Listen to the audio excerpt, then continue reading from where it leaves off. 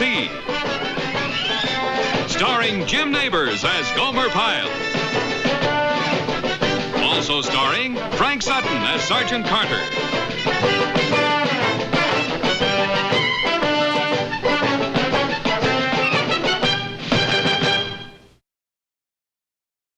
I want every inch of these grounds police. Every inch, is that clear? Yes, sir! Put those heads down and pick up everything that doesn't grow.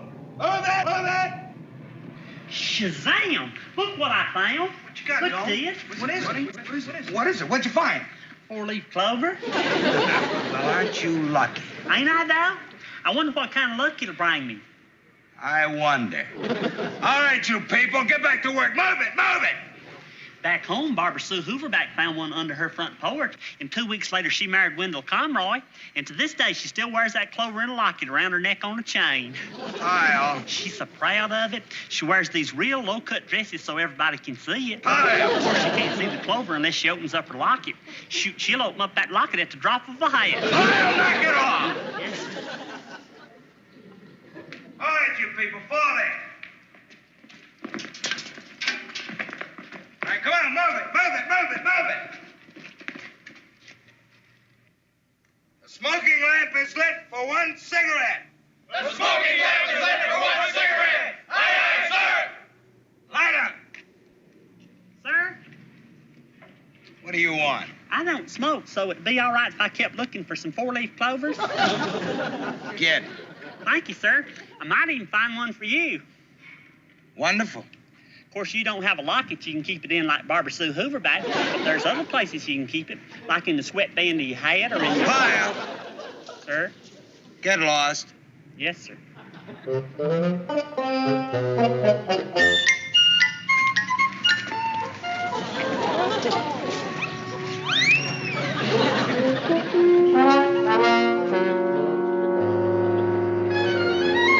Hey, cut! Afternoon, Captain. Good afternoon, Sergeant. Could I talk to you for a moment? Something wrong, Captain? Not unless you call making a Marine base look like a street corner. I authorized a break for these people, Captain. A break does not mean ogling women Marines. Sergeant, inform your men that this is an administration building and not the corner drugstore. Aye, Captain. Carry on. What's the matter with you knuckleheads? Don't you know a captain when you see one? Sorry, sir, we didn't see her. You didn't see her? You didn't see a captain? All right, you just stand at attention, and you'll watch for captains. Good afternoon, ma'am.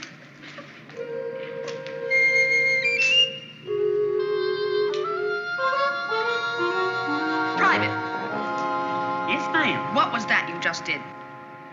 Ma'am? Just now when I approached, what did you do? I guess I tipped my hat.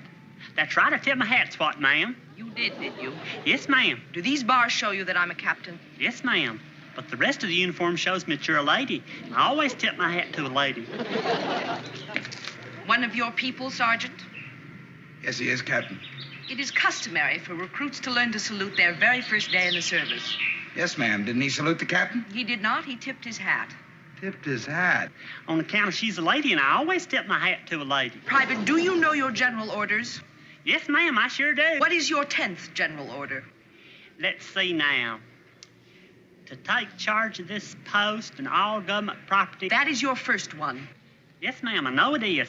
But I learned them in order, and so I have to go all the way through them to get the 10th. To walk my post in a military manner. Did this man learn military courtesy, or did he not?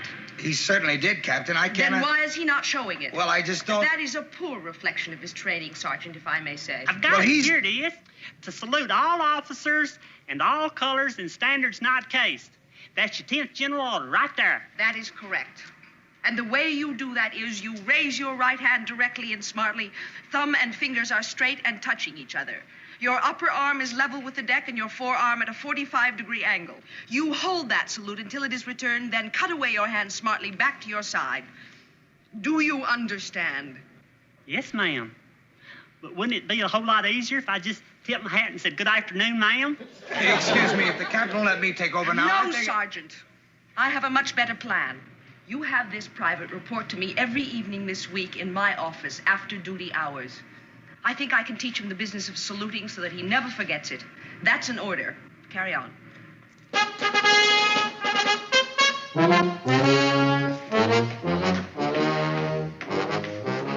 Just think, Sergeant, she's gonna take a whole week just to teach me proper saluting. Ain't that nice of her? Gomer, why are you wasting your time sprucing up? You'll be torn to shreds as soon as you get to her office. Oh, quit joshing, Duke. She's a real nice lady, that lady captain. Gomer, that's no lady. Do you know what they call her? Captain Iron Pants. Yeah, Captain Iron Pants. Duke, you ought not call her that. It ain't respectful. Well, that's what they call her all over. Hey, Sergeant, sir. It's getting ready to go to my saluting lesson. Well, you fixed it up for yourself real good, boy. Pulling down night school duty. Now, you listen up and listen good. That woman is a captain. You say yes, Captain Martin, no, Captain Martin. Understand? Yes, sir. Captain Martin. I don't care what nobody else calls her. Huh? Do you know what they call her on this base? And it ain't respectful neither.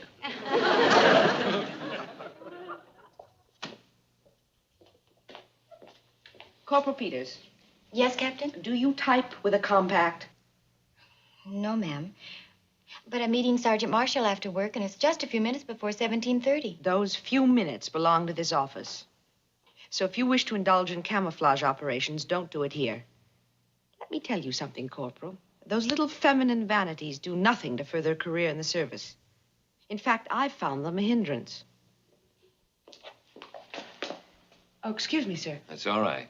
You have those requisitions, Cap? Yes, sir, right here.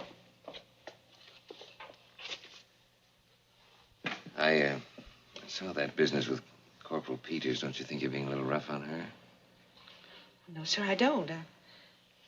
After all, we haven't secured for the night yet. And we are Marines working on a Marine base. Well, you are also women. I don't think it's so bad if Corporal Peters puts on a little makeup. She's just trying to win a different battle than you are.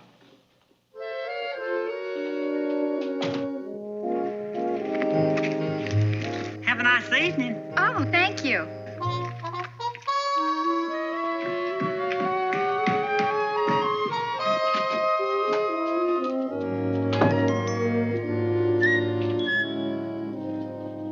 Good evening, ma'am.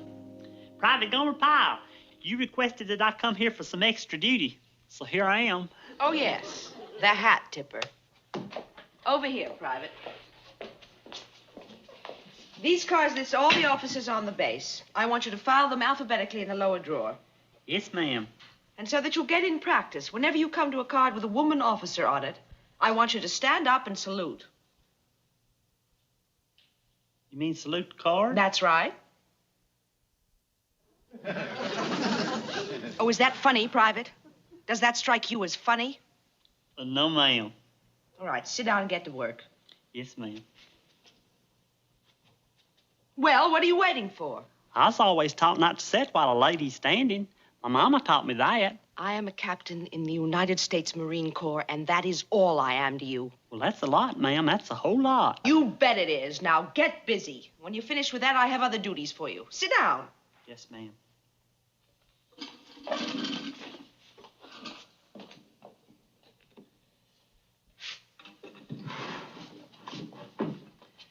Lieutenant James Parker.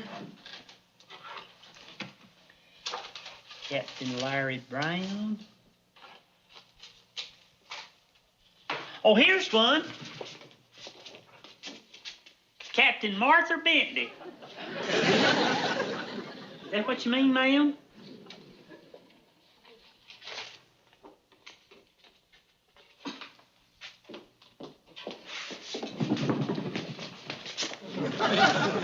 What do you think you're doing? Well, I'm holding a chair out for you, ma'am. That's another thing my mama taught me. Private, listen. There are a lot of things you've learned in civilian life that do not always apply here. Now, common courtesies are fine, but chair pushing and hat tipping and other civilian niceties are unnecessary. Do you understand? Yes, ma'am. I appreciate you trying to help me, Captain. But I hope you won't be too upset if it don't take right away. After all, my mama had over 20 years to drum all that into me. Then we may just be here that long.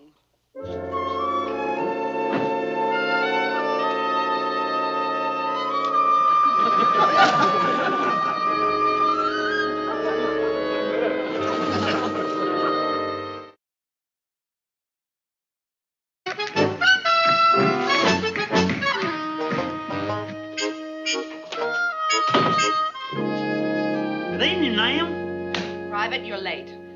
I'm sure sorry about that. I was almost here when I remembered the sweets, and I had to run all the way back to the barracks to get them. Sweets? Recruits aren't allowed candy. Where did you get it? Oh, it ain't for me. It's for you, Captain. It's just an old chocolate bar. My cousin Gomer sent it to me in the mail. He didn't know we ain't supposed to have them. Thought you might like it. Private Pyle, are you trying to bribe me with a candy bar? Gosh, no, ma'am. It's just a tiny present's all. Ladies should get presents. Please take it.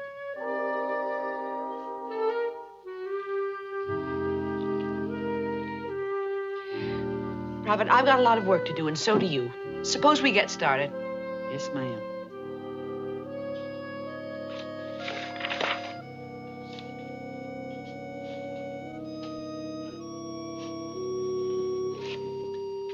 Captain, if you want to holler at me for being late, you just do that. Otherwise, the candy might really look like a bribe. What? What I'm trying to say is, it ain't really a bribe, and if you'll go ahead and holler, then I'll know you think of it as a present. Never mind. Just go ahead and holler, and that'll prove you don't think of it as a bribe. That won't be necessary. But, Captain, if you just... Pyle, get busy cleaning this office now. Move it, move it, move it. Move it. Yes, ma'am.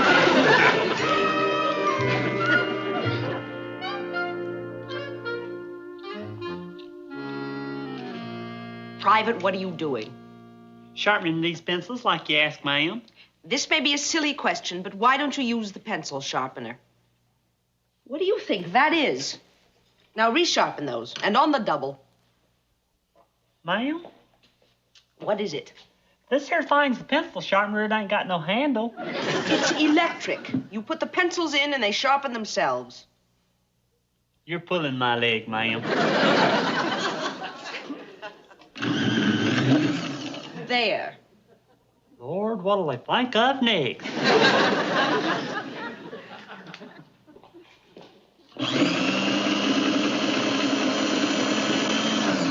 Electric.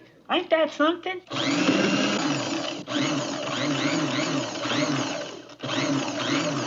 Pyle, stop playing with that pencil sharpener. Yes, ma'am. There you are, ma'am. There's the first one. That sure was fun. Too short? Not for a golf tee, but it is too short for me.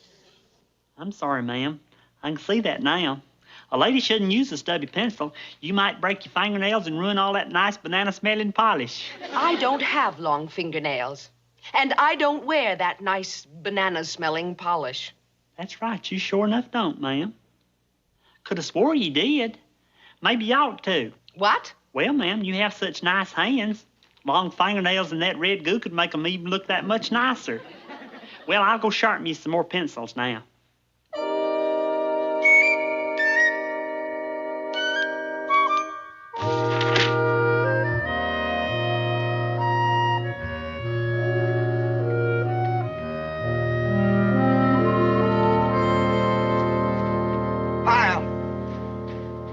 Sergeant, sir.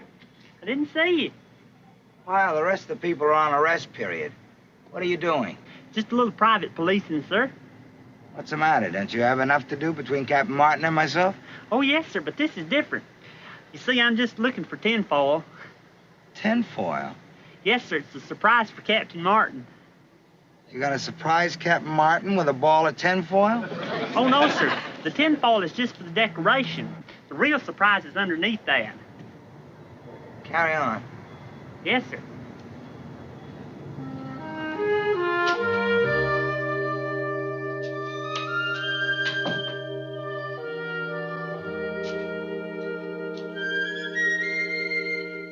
Good evening, ma'am. Is that a new way to stand at attention? No, ma'am. It's just that I know how ladies like to be surprised. What? I found them growing wild back yonder at the back gate. They're for you. Take them. Oh, that's very nice, Private. But I'm afraid I don't have anything to keep them in, so I can't accept How's this? What's that? Homemade vase. Pretty, ain't they? Yes, they are. This here vase is just an old milk bottle I found back of the mess hall. I covered it in tinfoil on account I didn't think a vase ought to say low fat on it.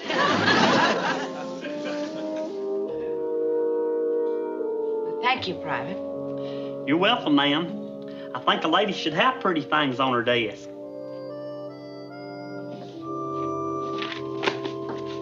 All right, Private. May as well secure for the night. Check that window, will you? Yes, ma'am.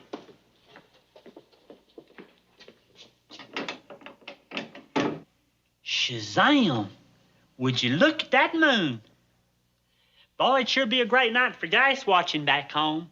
Private, finish up and you can shove off. Yes, ma'am.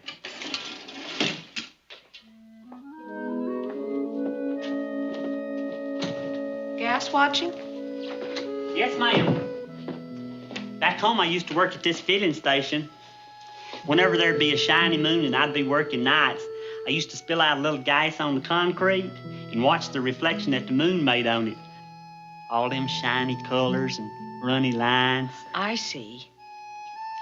Sometimes this girl I knew named Ida Carrington, she'd come over and sit with me, and we'd eat a bag of pine nuts together. We'd just sit there and look at all them runny lines and listen to old Lester Pruitt's hound dog baying away at the moon. Way off yonder, you could hear the whistle off the Nashville train passing through. Woo-woo! And that's the only sound there'd be, except every once in a while Ida Carrington cracking open a pine nut with her teeth.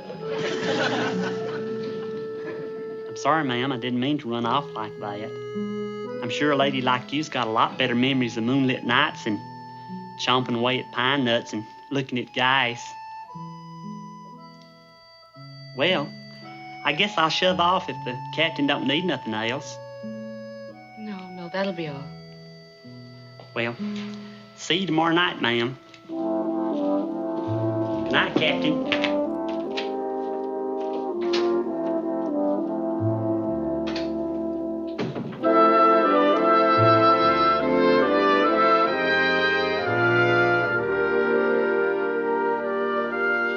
Off to your night of date with Captain Iron Pants? I wish you'd stop calling her that. Why? Well, it ain't respectful, and she's a lady. A lady? Oh, Gomer, look alive. Well, she is, and she's a real nice lady, too. You know what I bet, Gomer? I bet she's got a tattoo on her arm. You know what, Duke? You ain't a gentleman is what? Huh? Talking that way about a lady. It's just crude talk. Oh, come on. It's true. It ain't nothing but crude talk. Gomer, it's just too bad you're only a boot and she's a captain. Otherwise, you could take her out. You picture that, fellas? Gomer out dancing with Captain Iron Pants? She'd probably want to lead. It's crude talk. It ain't nothing but crude talk. You're crude, Duke. You're awful crude.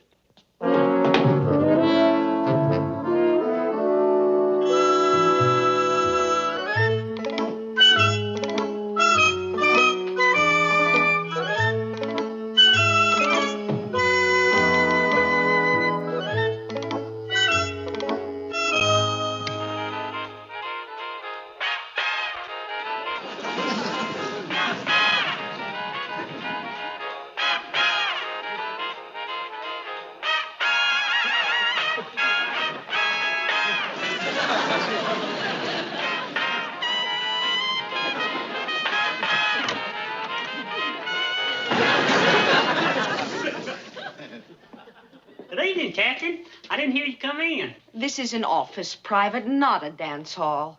Yes, ma'am. I'm sorry about that. It's just that whenever I hear any kind of music, my feet just naturally start moving. Before I know it, all of me's moving. Do you dance, ma'am? I beg your pardon? I said, do you dance? No. Oh, that's a shame. That's a real shame. What? I mean, 'cause dancing is just about the most fun there is once you get the hang of it. Private, get on with your work. Yes, ma'am.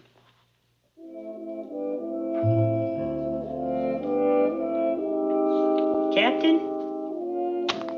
What now? I bet there are a lot of nice officers on this base that are just dying for you to learn.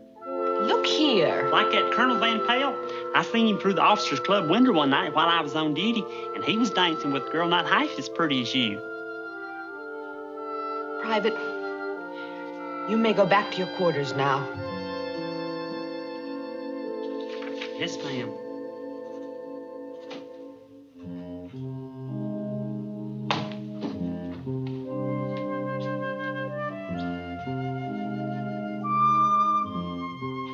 Captain? If you'll excuse me for saying this, well, I know that you're a top-notch Marine, and you really work hard at it. But you was a lady before you was a Marine, and a mighty fine lady, too. So maybe, if you'd work a little at that, I mean, maybe... Maybe my nickname wouldn't be Iron Pants? Why, never. Good night, ma'am.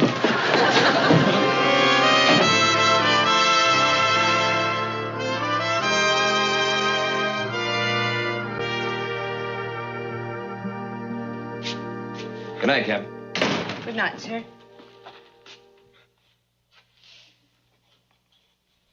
Captain Martin. Yes, sir. That's very nice, whatever it is you have on. Thank you, sir. Very nice. Very nice indeed.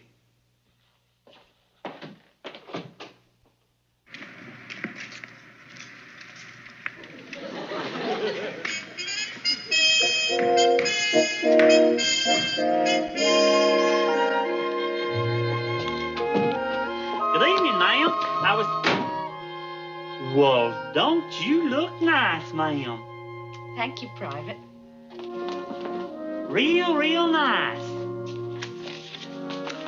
Well, what would you like for me to do this evening? Private Pyle, you've completed your week of extra duty with me, you know. It won't be necessary for you to come back here anymore. Oh, heck. What? Well, I was beginning to enjoy coming here every evening after chow, ma'am. And I'm gonna miss it, what? But don't you worry, I won't forget the lesson you wanted me to learn. I'll salute all officers, whether they're man or woman. Good. And next time you come passing by, I know just what I'll do. May I? Good afternoon, ma'am. Very good, Private. Thank you, ma'am. Well, I don't reckon I'll be seeing much of you anymore, ma'am. Goodbye, Private. Goodbye, ma'am. Private. Ma'am? There are hundreds of men on this base who salute me when I walk by. If you should forget and tip your hat instead when I pass, well, if no one else is around, I'll try not to notice. Oh, don't you worry, ma'am. I won't never forget. Well, bye, ma'am.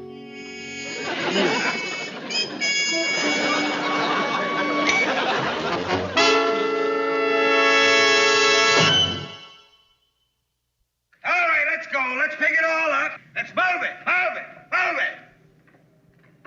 Hey, cut. Afternoon, sir. Afternoon, ma'am.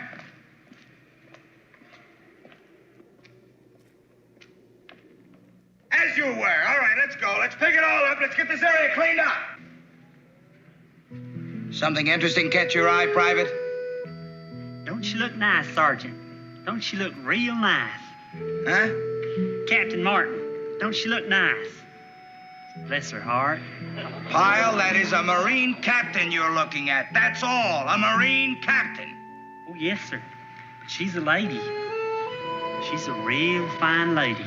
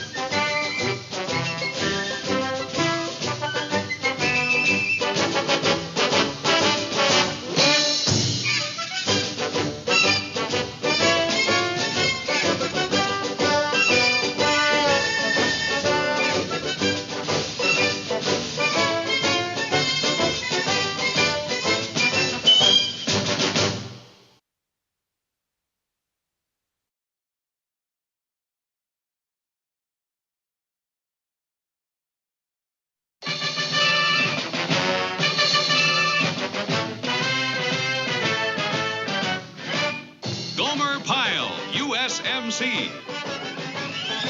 Starring Jim Neighbors as Gomer Pyle. Also starring Frank Sutton as Sergeant Carter.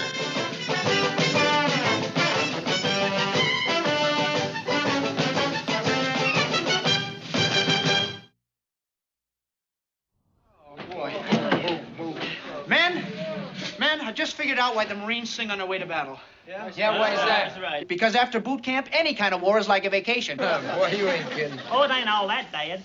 That obstacle course is good for us. Oh, well, you get a load of this. Gomer likes the obstacle course. Hey, Gomer, what happened to Hemsley? Last time I seen him, he was bouncing on that log, going over the mud hole. I wonder if he made it. Oh.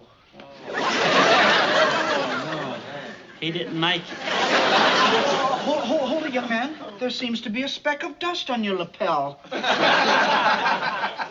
Don't let it bother you, Hensley. At least this way you won't get sunburned.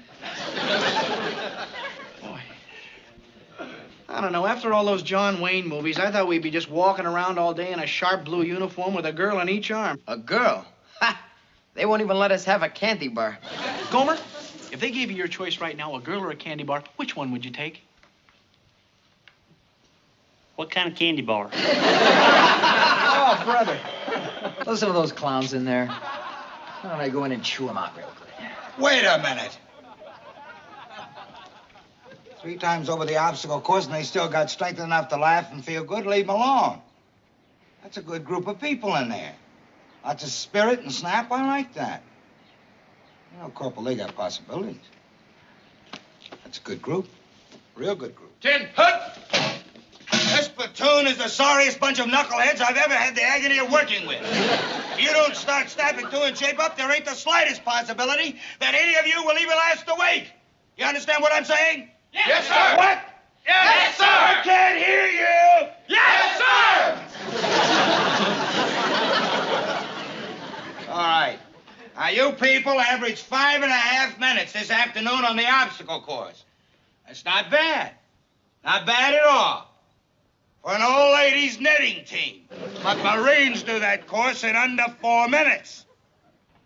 So tomorrow you will do it better and faster. And Private Pyle. Good old happy Private Pyle. Is there something funny about all this, Pyle? Is there? Do you find the obstacle course funny? No, sir. Then explain why you got a big, stupid grin on your face all the time you're running the obstacle course.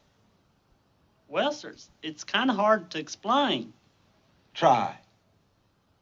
Well, sir, there I am doing it, and there all my buddies are. They're doing it, too, and we're all doing it together. I don't know. That's it? That's why you're grinning?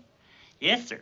It's what the Marine guidebooks calls the spirit de corps. That means spirit of the corps. I know what it means. And it doesn't mean grinning when you're working. When you work, and you don't grin on my time. Is that clear? Yes, sir. Will you remember that? Yes, sir. Grin after lights out only. All right. Now, you people, listen up. Sir, Private Harry Phillips requests permission to speak to drill instructor, sir. Get that cover off. Yes, sir. Now, what do you want? Sir, Private Harry Phillips reporting as assigned to platoon 318. You've been transferred to this platoon? Yes, sir. All right, grab a rack. Remember, tomorrow you will run that obstacle course in 4 minutes flat. And if you do it real nice, I might even let you do it with full field packs on your back. As you work. Sir. What is it now? Permission to get my gear. It's in the duty hut, sir. Move it.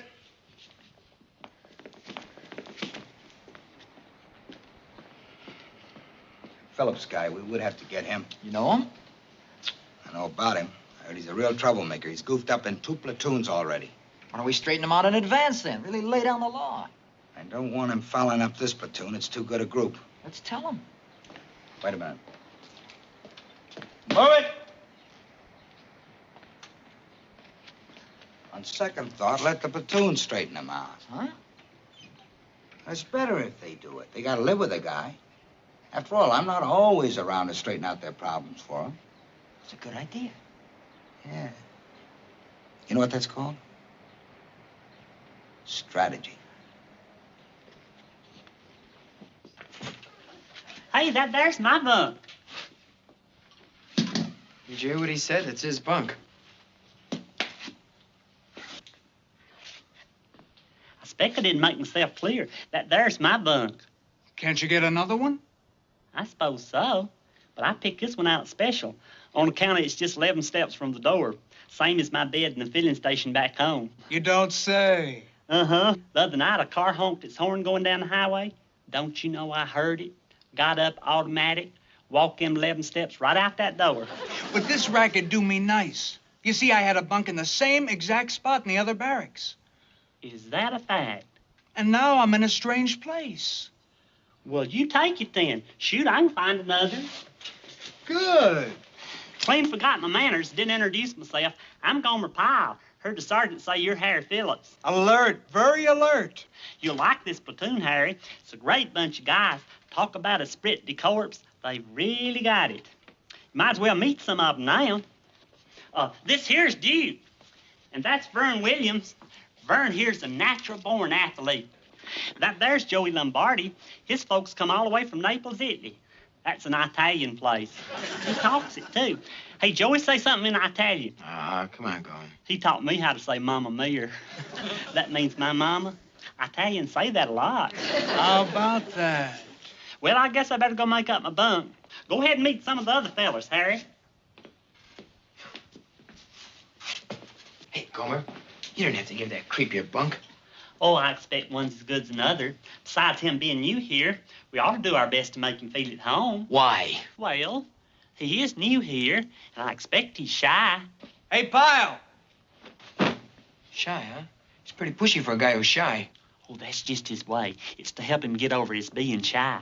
Huh? You see, some folks who are shy try to fool you into thinking they ain't by making a lot of noise. Now, that's fact. Gomer, you should have been a psychiatrist. A what? A doctor who talks to people about their problems. Not me. I'm too shy.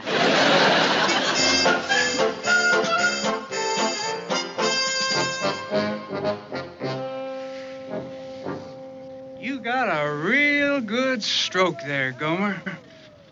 Gosh, it's real kind of you to say. I've been watching. It's really slick. Shoot. Raking's just raking. Nothing to it. Not the way you do it. Someday when you get a chance, you think you show me how? I'll show you now if you like. You think you got time? It's nothing much but a reach and pull, all sort of gradual like. Reach and pull, reach and pull. Whenever you do it smooth, it's less tiring. It sure is. Or you can hum under your breath. Whenever I rake, I find myself humming under my breath. You know what goes real good with it? Seesaw Marjorie doll. No. Uh-huh. What? Seesaw Marjorie doll, Jack shall have a new master. He shall make but a penny a day because he can't work any faster. Good. You can do other songs with it, too. Sometimes I do hymns, like When the Roll is Called Up Yonder or Beulah Land. Uh-huh. Good idea. Don't miss that corner down there. Sometimes when I'm raking, I squint my eyes, and it's just like I was flying in an airplane real high over fields that's just been plowed. You're right. It does. I think I'm catching on, Gomer. Hey, that's it. You got it. Do you call this area policed? Well, do you? No, sir. Your orders were to rake it, weren't they? Yes, sir. Then why didn't you rake it? Any reason? No, sir. Since you've been saving your strength, when you finish here, you can move that sand pile over there to the other side of the field, bucket by bucket. Is that clear? Yes, sir. All right, get busy. Rest of you people, secure the quarters. Aye, sir. When the roll is called up yonder, when the roll is called up yonder, when the roll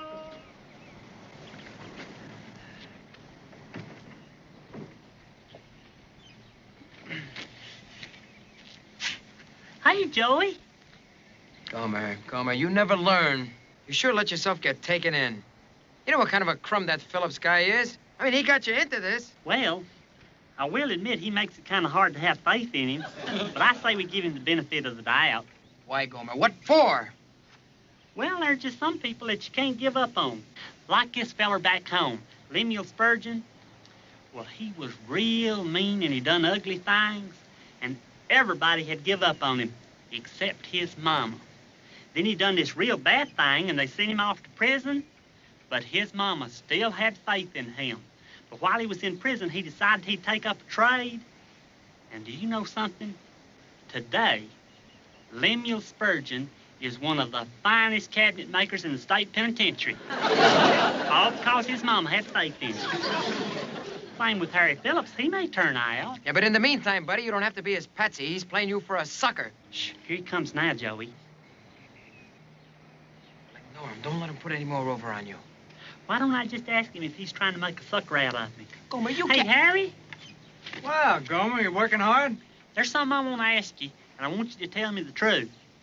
Are you trying to make a sucker out of me? Huh? Well, some of the fellers in the platoon, and I ain't mentioning no names, maybe that's what you're trying to do, is play me for a sucker. Are you? Well, what if I am? Huh? I mean, somebody's got to be the patsy. So why shouldn't it be you? Does that answer your question?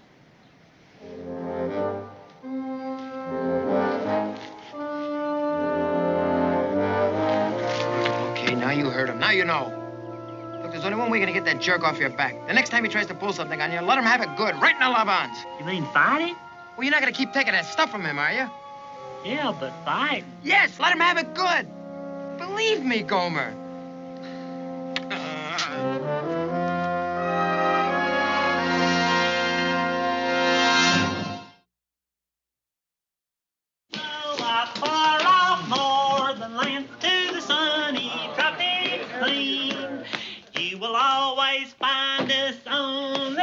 The United States Marine. Hey, y'all know what that is? It's the second verse of the Marine hymn. Not too many folks know it. Hey, you won't learn it? It won't take me but a minute to teach it to you. Oh, knock it off. Try something else, will you? Well, we're a bunch of crab apples this morning. Gomer, look, the guys are a little tired, you know, from the obstacle course. You'll teach them another time, okay, buddy? Okay, but it's a nice verse. Mm-hmm. Our flag's unfurled. Yeah, sounds swell, Gomer. Sounds swell, baby. Hey, Harry, that's my bunk you're on. I know, Gomer. I didn't think you'd mind. But you ain't supposed to be on them during the day. I know. That's why I picked this one. It's further from the front door. Come on, Harry, get off. Okay, in a minute. You heard him. Get off. Why, you gonna make me? Yeah, I might. You gonna do something about it? Yeah, I am. Now, Joe, we Look don't... out, Gomer. Average time on the obstacle course, 5.5 minutes. That equals the record set by Grandma Moses. Now, this afternoon, we will have bayonet drill with the pugil sticks. And this platoon will... Whose rack is this? Mine, sir. This rack looks like somebody's been on it. Yes, sir. It does, sir. You been taking yourself little mid-morning siestas, Pyle? No, sir. Well, it looks that way. You know the rule about getting on your rack during the day? Yes, sir. Straighten it. And since you got yourself a little rest, I guess you feel up to a little extra duty? So you can move that sand pile again tonight after chow. Is that clear? Yes, sir. As you were. Gomer, why didn't you tell the sergeant it wasn't you in the rack? Why didn't you tell him it was that creep here? I'd have belt you for that. Wait a minute. I can take care of this. I don't need nobody to fight my fights for me. Harry, I want you to come outside. What? I'm inviting you to step outside with me. That's the way. Come on, Harry. You sure you know what you're doing, country? I know. Get him over. Hey, you guys! Stay in here. Leave him alone. Just the two of them between the huts won't attract any attention. How about that Gomer, huh? He finally had enough of that creep. Well, there's just so much a guy can take from a rat like Phillips. Even Gomer. Yeah. The window. Come on.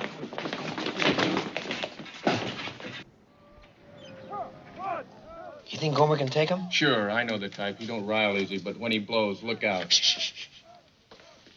Well, this is as good a place as any. Would you step a touch closer? This is close enough. Well, I don't want the fellers inside to hear. Hear what? Well, what I got to say. That's the reason I asked you to step out here. I thought it'd be more private-like to talk. I didn't want to embarrass you by saying this in front of the other fellers. But, Harry, to be out and out with it, there are them here that don't think that you've been behaving yourself too attractively. Now, you may have the best reason in the world for being so contrary since you come here. Whether it was the haircut or the tight shoes, or whether it's the world situation or a lumpy pillow you've been sleeping on, the fact remains is you got to change your ways. Now, a smart fella like you ought to be able to figure that out. But mainly, the thing I wanted to say is there's still a bright side to this. You can make up for everything. 1, you got to start doing your own chores. 2, you got to quit lying on other folks' bunks. 3, you got to stop picking fights with little Joey. And let me see if there's a 4th one. No? Well, anyway, just behave yourself more attractively. Well, that's all. Wait a minute. You asked me out here to talk? Yeah. Would you like me to go over them again? 1. No, I got it. Good. Believe me, I don't like this any more than you do. But it was bound to come to this sooner or later. Why, things was getting so bad we was about to lose our spread decors. Do you know what that means? I do. Gomer, I gotta admit it. I can't figure you out. I don't know what you're more of, dumb or chicken. He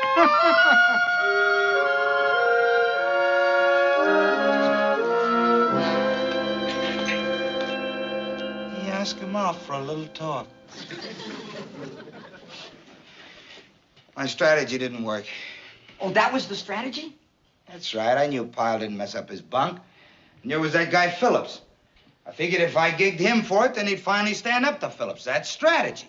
But it didn't work. I know. I just said that. Wait a minute. I know why he didn't fight. Pyle is a book recruit. He didn't want to go against regulations. I can set his mind easy on that. Go get him. You can't tell one recruit to fight another. I'm not going to tell him to fight him. I'm going to do it another way. Strategy. Well, I've been noticing this thing between you and Phillips, and I don't like it one bit. But I ain't got time to play nursemaid to all you people. Now, some of these things you got to take care of yourself. You understand? Yes, sir. Good. Now, for the most part, the Corps takes a dim view of recruits brawling and settling their problems among themselves. But there are times when I am not around. Do I have to say any more? No, sir. I remember what you said. I promise there won't be no fighting of any sort whatever. How's that? Well, sir, I'm ashamed to say this, but you got me here right in the nick of time. That feller had me so riled up from a talk we had, I'd most likely be tangling with him right this minute if you hadn't set me straight. You mean you were going to... What's more, I'll make sure that none of the other fellers lay a hand on him neither. You and my daddy say the same thing. There ain't one fight in a million that accomplishes nothing. I remember, sir. All right, Pa. All right, just go. Sir? Did I say something wrong? Just go, go, go! I said something wrong. Well, your strategy didn't work again. You shut up! What that knucklehead doesn't understand is he'd be doing Phillips a favor. How do you figure? A guy like Phillips has got to get it drilled into him that nobody but nobody's going to be his patsy. Once he finds that out, he'll settle down and be a good recruit. He'll solve a problem for himself and for the whole platoon. Right now, Pyle's the only one that can do that. You people will now pair up for bayonet fighting using the pugil sticks. This pugil stick represents your rifle. The end with a stripe on it is the bayonet. The plain end is the butt of your rifle. Now remember, from the on-guard position, you can make 5 attack movements. Corporal? The slash, hack! The jab, hack! The vertical butt stroke, hack! The horizontal butt stroke, flat! The smash, hack, hack! Thank you, Corporal. Now, first 2 people. Phillips. And... Sergeant, may I? Not now, Pyle. Please, sir. Are you sure, Pyle? Don't you want to observe a little first?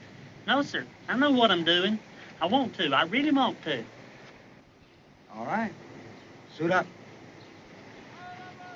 Now, you people remember, there are 5 attack movements you can make from the on-guard position. The slash, the jab, the vertical butt stroke, the horizontal butt stroke, and the smash. Is that clear? Yes, sir. All right. You 2 men ready? All right, move back, give them room. Take it easy. On guard. Watch out now, Gomer. Go for it. Watch out, boy. Take it easy. Watch out. It's hard. Watch out. Keep on dancing around, Gomer. Don't let him hit you. Don't let him hit you solid. Watch out now, Gomer. I'm doing this for your own good, Harry. Come on, Gomer. Now get on. Come on, baby. Come on, Gomer. Come on, baby. Come on, Gomer. That's it. Hey. Come on. Hey.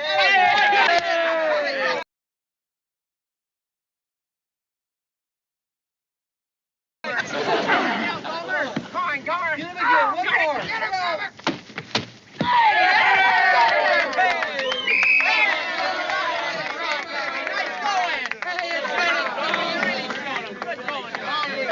All right, Phillips, you've had it. Okay, Lombardi, let's see how you make out. Watch him, Joey. Yeah, watch him, Gomer. Hey, Joey. Get out of here. I don't get it, Pyle. How come you can knock that Phillips flat and yet you can't even handle that little Lombardi guy? Well, sir, you see, the big feller needed a lesson, and the little feller didn't.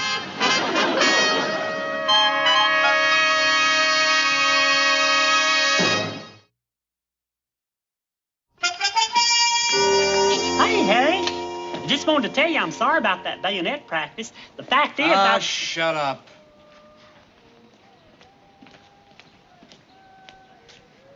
What are you doing, Pyle? Daydreaming? What's the matter with you? Sir, can I ask you a question? What is it? Well, wasn't it your belief that once Harry Phillips got himself knocked down a few times, he'd be a better recruit? That's right. And once that was accomplished, why, I'd solve things around here more or less? That's right.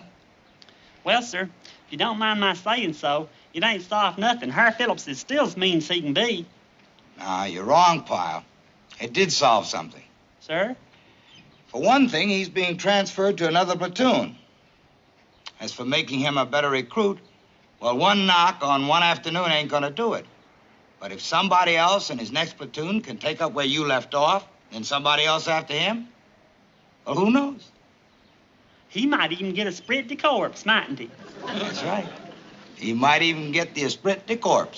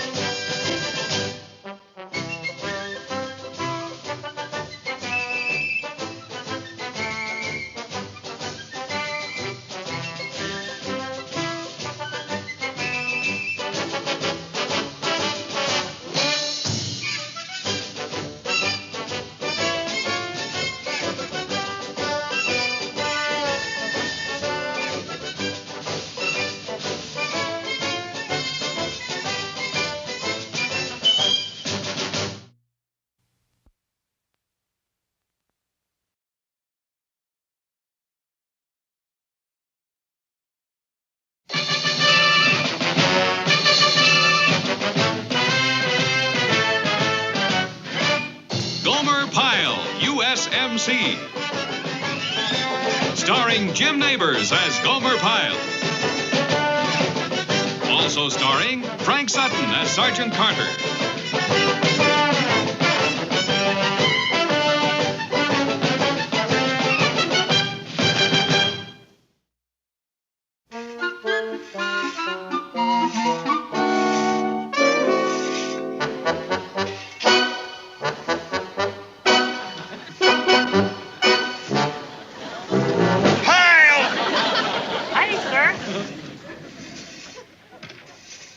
Pyle, you are a knucklehead, you are a goof-off, you are a gold brick. Have you ever heard that? No, sir. Wally, my boss back home, used to call me a jabbernail and a mooncalf, but never the ones you say it. Then I'll say 'em again. Knucklehead, a goof-off, and gold brick. Never heard those words where I come from, Sergeant. You must be from the Midwest. Knock it off. Pyle, I will tell you what a gold brick is. A gold brick is a person who does not do his work, who does not pull his load. Pyle, you are a gold brick. No, sir, You have not done a decent day's work all week, Pyle, all week. Yes, sir. Ask anybody. Hey, fellers. As you were. Pyle, do you realize you get paid a salary? Do you realize you're accepting money under false pretenses? Pyle, you are stealing money. Why, I never. Stealing? No, sir. Even back home when I worked at the filling station and I'd get a coin out of the cash register for the pop machine, I always left a note saying Gomer owes. You better leave a note for the U.S. taxpayer because that's who pays your salary. And he pays it no matter what. His kid might go without roller skates, but you get paid. Well, that's just terrible. It is when you goof off and don't earn it. And, Pyle, this week you have not earned it. All right, all you people, listen up. Pay call will be at 0800 in the duty hut. You will report there at that hour, and you will not keep the pay officer waiting.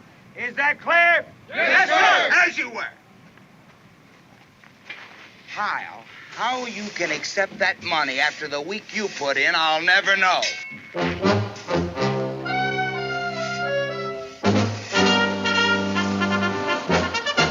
Sir, Private Richard Hemsley. Sign.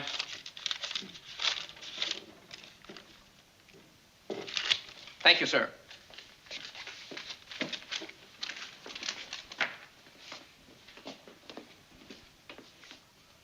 Sir, Private Gomer Pyle. Sign.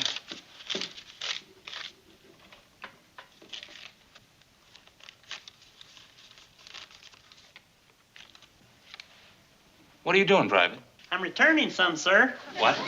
Well, sir, I didn't work hard enough last week, so I oughtn't to get paid for it. I'm returning part of my pay, sir, $10. You returning? That money should go to some taxpayer to buy some roller skates for his young'un. Thank you, sir. That's a conscientious recruit.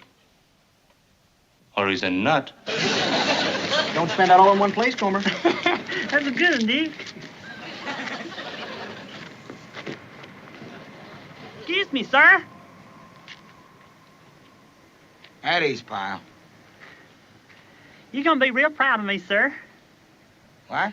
I returned a whole week's pay, and I feel a whole lot better about it, too. Why? Why'd you do that? You remember that there fine speech you gave to me about how I was stealing a week's pay from the taxpayers? Well, I got to thinking about it, and I decided you was right. So what I done, I just returned a whole week's pay. Feel real good about it, too. You returned a week's pay? Just gave it back? Yes, sir. If it hadn't been for you, I wouldn't have done it at all. Sergeant, you deserve all the credit. I don't want any credit.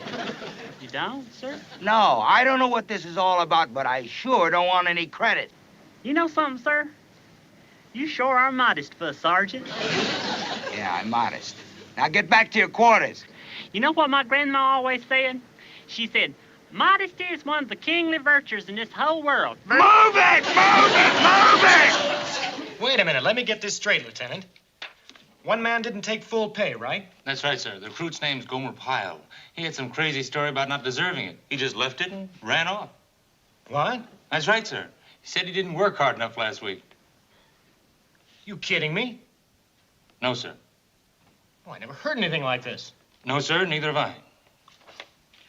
Gomer Pyle, huh? Yes, sir. Well, he's either very conscientious or he's a nut. Yes, sir. Okay, we'll put it through just like this. Battalion will handle it.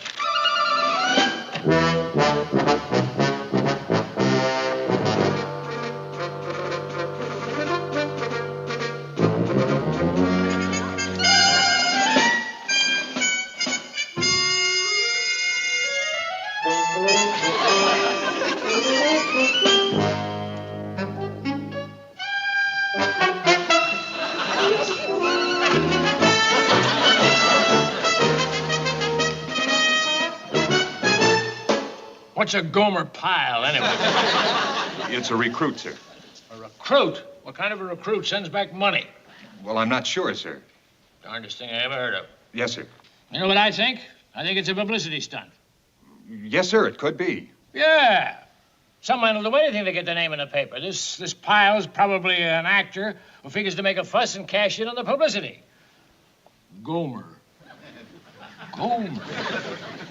Sounds like an actor's name, doesn't it? May I suggest, sir, we send the money back down the line to the original officer who took the money and have him return it to this pile? That way there won't be any publicity on this level. Good idea. Send it on back down with my endorsements. And I want a signed receipt to make sure he receives the money. Yes, sir. Ever hear anything like this before? No, sir. I can't say as I have, sir. Well, as I say, he's probably an actor after publicity. Or he's a nut.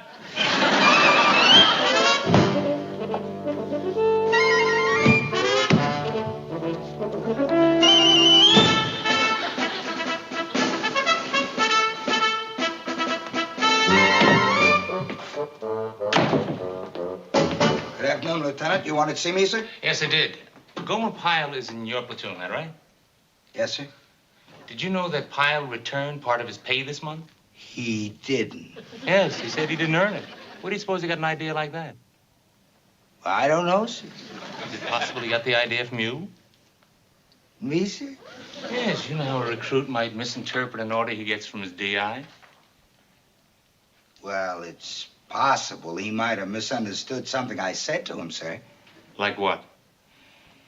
Well, I chewed him out for not working hard enough. I do that to all the men. He's the first knucklehead that ever insisted on returning money. That's all it was, sir, just a little misunderstanding. It's gotten to be quite a big misunderstanding, Sergeant. It has, sir? It has. I won't waste time. I want you to get Pyle to take this money back. As a matter of fact, I'd do it within the next 36 hours. I'll get him to take it back, sir. Oh, I'll get him to take it back. Sergeant, we need a signed receipt from Pyle, and he won't be able to do that if he has a broken arm.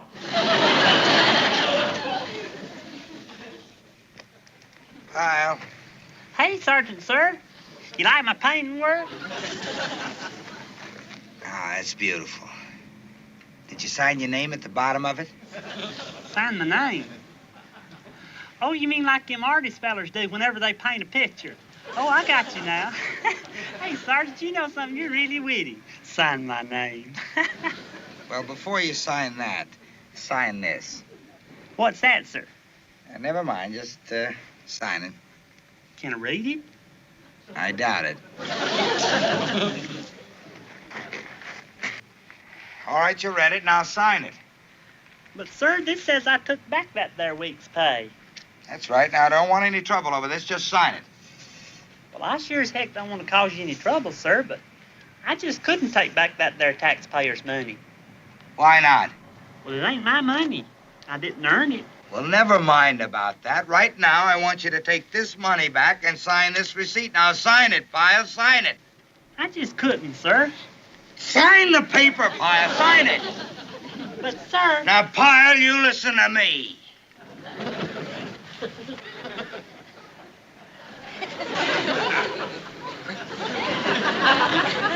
Look, Pyle, I can't order you to sign this.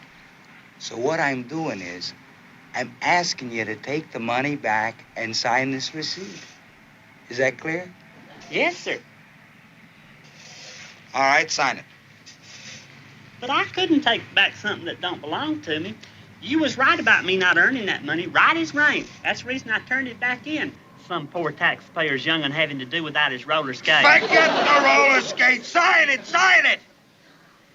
I sure would like to oblige, Sergeant, but you know what's guiding me in this situation? What? My grandma. Grandma Pyle always used to say, a workman should be worthy of his hire. Bless her heart. All right! You'll sign it! You'll sign it! You'll sign it! If it's the last thing you'll do, you'll sign it! You're like everybody else!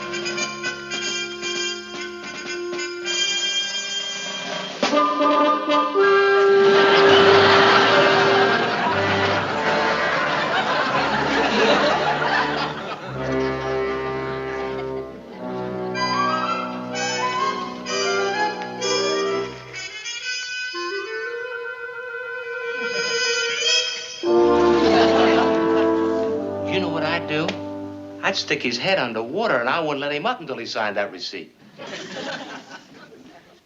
Or I might kill him and send the money to his next of kin. Look, will you just do your work and let me think? Okay. Okay.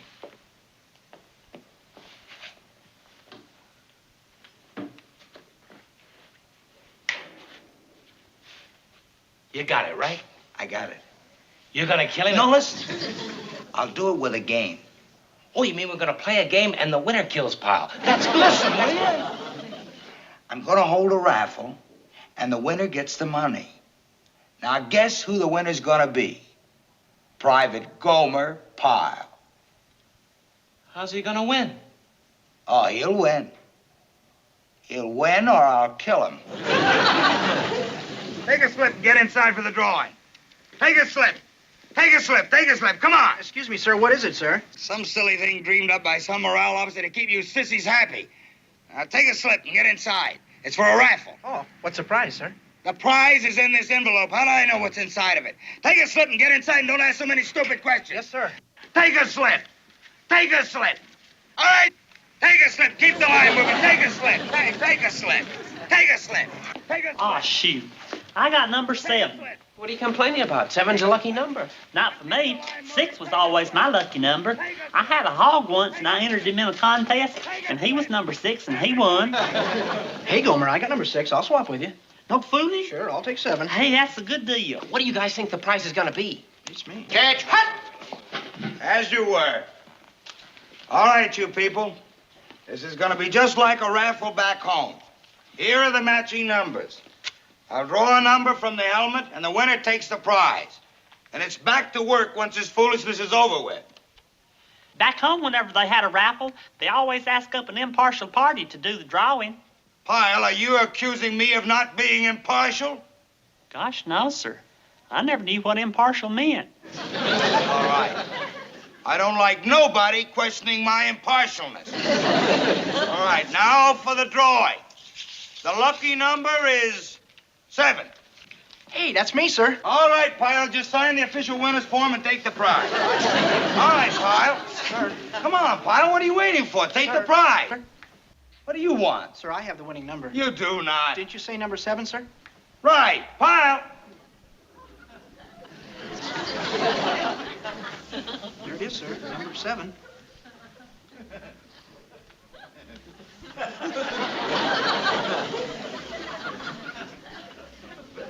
Pyle, what number have you got? 6. I had the winning number, but I swapped with you. I guess 6 is only lucky for hogs. Hogs? Hogs. Sir, about the prize. What was the prize, sir? Look, I was against this from the beginning. I don't think we have to entertain a bunch of recruits. Sir, but I just... No buts. The next time somebody comes up with this, I'll tell them what I think about this kind of idea. Sir, I was just curious. What was the prize? 100 push-ups. Do you want them? No, sir. All right.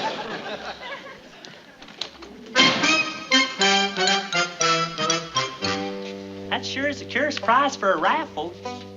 They used to give away a turkey or a TV set, but 100 push-ups.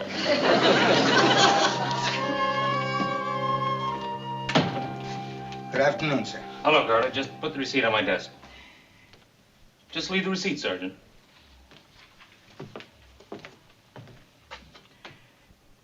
It hasn't been signed, sir. It hasn't? No, sir. Private Pyle refuses the money, and I can't get him to take it. And, sir, regulations don't show where a recruit can be forced to take money. I looked every place, and I can't find anything. I see. Got any suggestions, Carter? No, sir, I tried everything. Okay, I guess the depot commander can solve it. General Wells? That's right. I'm sending this whole thing to him. Oh, sir, I don't think you have to do that. No? I don't have much choice. You know who's waiting for that receipt, Sergeant? The Pentagon. The Pentagon? That's right. The Pentagon. There we go, Sergeant. Carry on. Pentagon.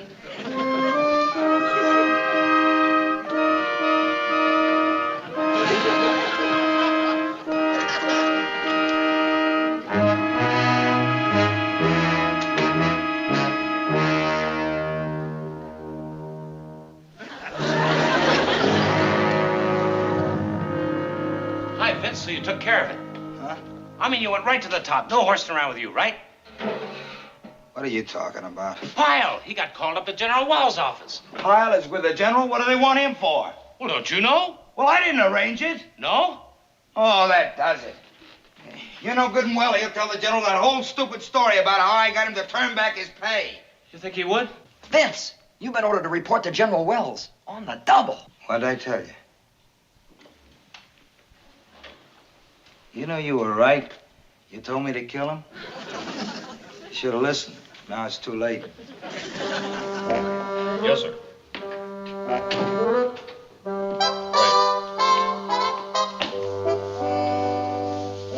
Right, sir.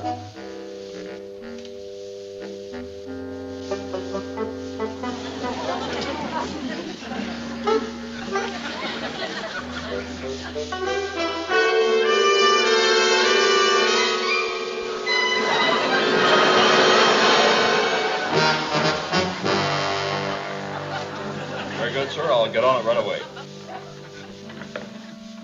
Sergeant? Sergeant Carter, sir. The general wants you to go right in. Yes, sir.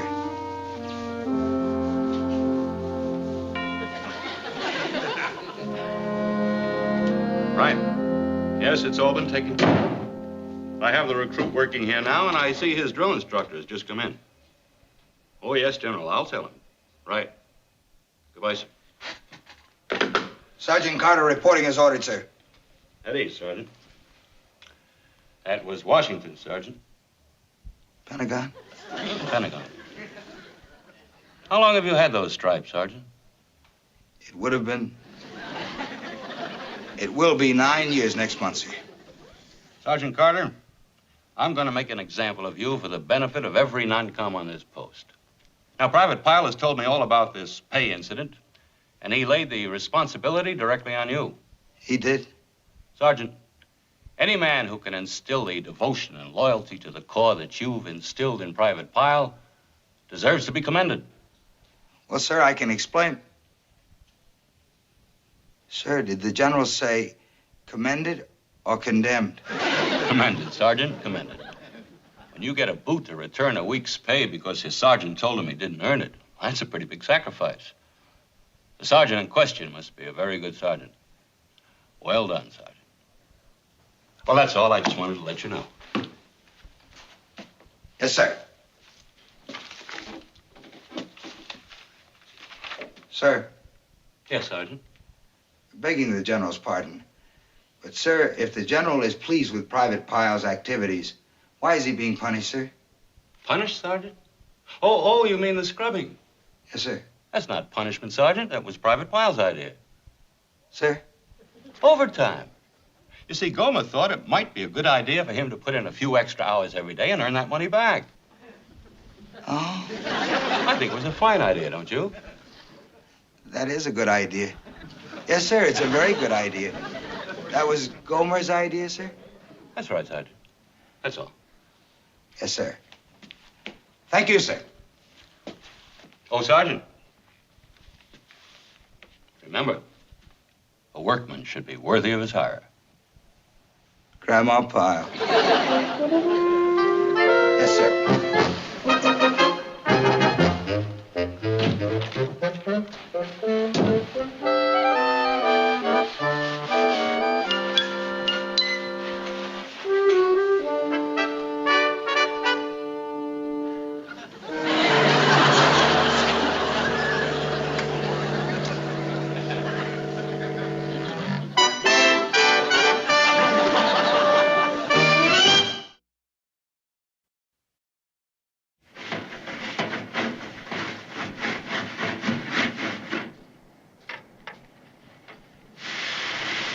Well, how's the work, Pyle?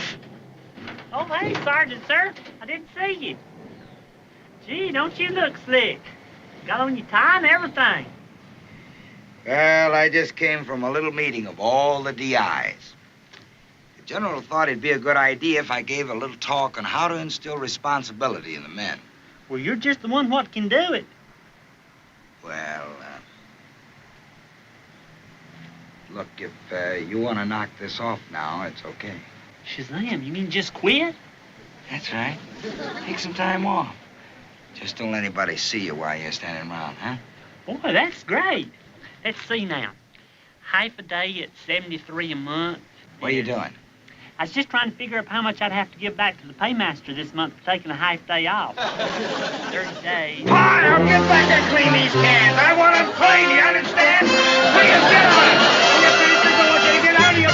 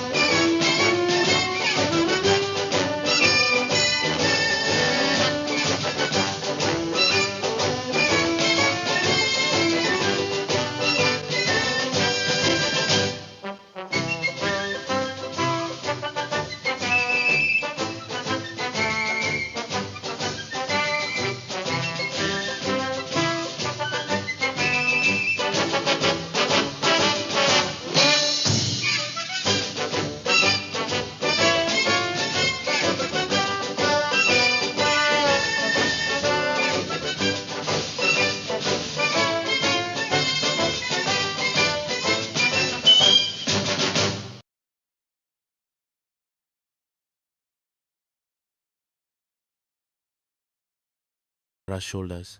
Chapter 2. The Yacht of Broken Dreams. If the case of the kidnapped lawyer was about the coldness of the law, the murder of Jacob Kaufman was about the absolute heat of greed. Kaufman was a man Street Johns loved to hate. A tech billionaire with a mouth like a sailor and a heart of flint, he had chartered the best kind. A luxury yacht for what he called a business retreat. He ended up pinned to the mahogany wall of his stateroom by a spear from his own collection. Charlie stepped onto the deck, the sun reflecting off the white paint with a blinding intensity. The air should have been fresh, but all he could smell was the metallic tang of blood and the expensive cigar smoke that still clung to the curtains. Spear gun murder, Sarah noted, kneeling by the body. She was dressed in her white forensic suit, a stark contrast to the opulence around them. Calculated, Charlie. The killer knew exactly where the heart was. This wasn't a crime of passion. This was a trophy kill. The suspects were a gallery of the disgruntled. There was Andrea, the trophy wife who lived in a golden cage. Veronica, the tech partner who Kaufman had publicly humiliated. And the crew, led by Captain Michelle, who looked like she wanted to toss the whole lot overboard. As Charlie interrogated the witnesses, Rex focused on a specific detail. He paced the bedroom, his nose skimming the nightstand. He stopped at a mahogany watch box lined with deer skin. "The watch is missing," Charlie said, looking over Sarah's shoulder. A gold reproduction of a 1966 diver's watch. His wife says he never took it off except to sleep. Why would a man worth billions wear a reproduction? Sarah asked, her brow furrowing. They spent the evening at Sarah's apartment, the walls lined with books and the air filled with the scent of jasmine tea. It was a rare moment of peace. Rex was curled up on the rug, dreaming of the chase. "Because it's not just a watch," Sarah said, her fingers brushing against Charlie's as she pulled up a high-resolution scan on her tablet. "I looked into the history of that specific model. The reproduction has a hollow casing. And look at this engraving on the inside of the band." Charlie leaned in, their shoulders touching. He could smell her perfume, something light and floral that didn't belong in a morgue. A 64-digit hexadecimal code. "A crypto key," Sarah whispered. "Hundreds of millions of dollars, hidden in plain sight on a man's wrist." The intellectual thrill they shared was intoxicating. It was more than just the case. It was the way their minds moved together, two halves of a whole. The investigation led them to James Endicott, a software engineer whose AI was actually a room full of programmers in India. Kaufman had figured out the scam and was going to ruin Endicott. But the real killer was the person who knew about the crypto key, Veronica. She had played the role of the loyal partner while planning Kaufman's demise for months. She had used Endicott to get onto the boat, kill Kaufman, and then killed Endicott when he became a liability. The final confrontation took place as the yacht prepared to slip its moorings. Veronica was on the deck, the watch in her pocket, ready to disappear into the fog. "Veronica, stop!" Charlie yelled, drawing his weapon. She didn't stop. She dove for a hidden jet ski tethered to the stern. "Rex, go!" Rex was a streak of lightning. He cleared the railing in a single bound, his weight hitting Veronica just as she started the engine. They both tumbled into the frigid Atlantic water. Charlie didn't hesitate. He was over the side a second later, pulling Veronica to the swim platform while Rex paddled alongside, making sure the killer didn't try to submerge. An hour later, wrapped in blankets on the pier, Sarah handed Charlie a thermos of hot coffee. "You're a maniac," she said, though her eyes were full of a terrifying affection. Jumping into the harbor in October, Rex had it under Quinn, Charlie joked, his teeth still chattering. Sarah reached out, her hand lingering on his cheek. "Don't do that to me again, Charlie. Don't make me watch you jump into the dark." Charlie took her hand, his gaze intense. He squeezed her hand, and for the first time, the word partner felt like it wasn't enough to describe what they were to each other. Chapter 3. The Bitter Taste of Legacy. The third case brought them away from the salt air and into the heady, cloying scent of the Devereux distillery. Willem Devereux, the king of Street John's gin, was found dead, floating in a vat of his latest creation. It was a scene straight out of a Gothic novel, the copper stills gleaming in the dim light, the air thick with the smell of juniper, and the patriarch of the family silenced forever. He was hit with a bottle, then dragged. Sarah determined as she stood on the gantry overlooking the vat. But look at the lungs, Charlie. There's a fluid build-up that isn't just gin, it's Labrador tea. The secret ingredient, Charlie said. The one that was going to revolutionize the brand. The Devereux family was a viper's nest. Jaden, the eldest, was selling the company to a Japanese conglomerate behind his father's back. Melanie, the creative daughter, had her ideas stolen by her father for years.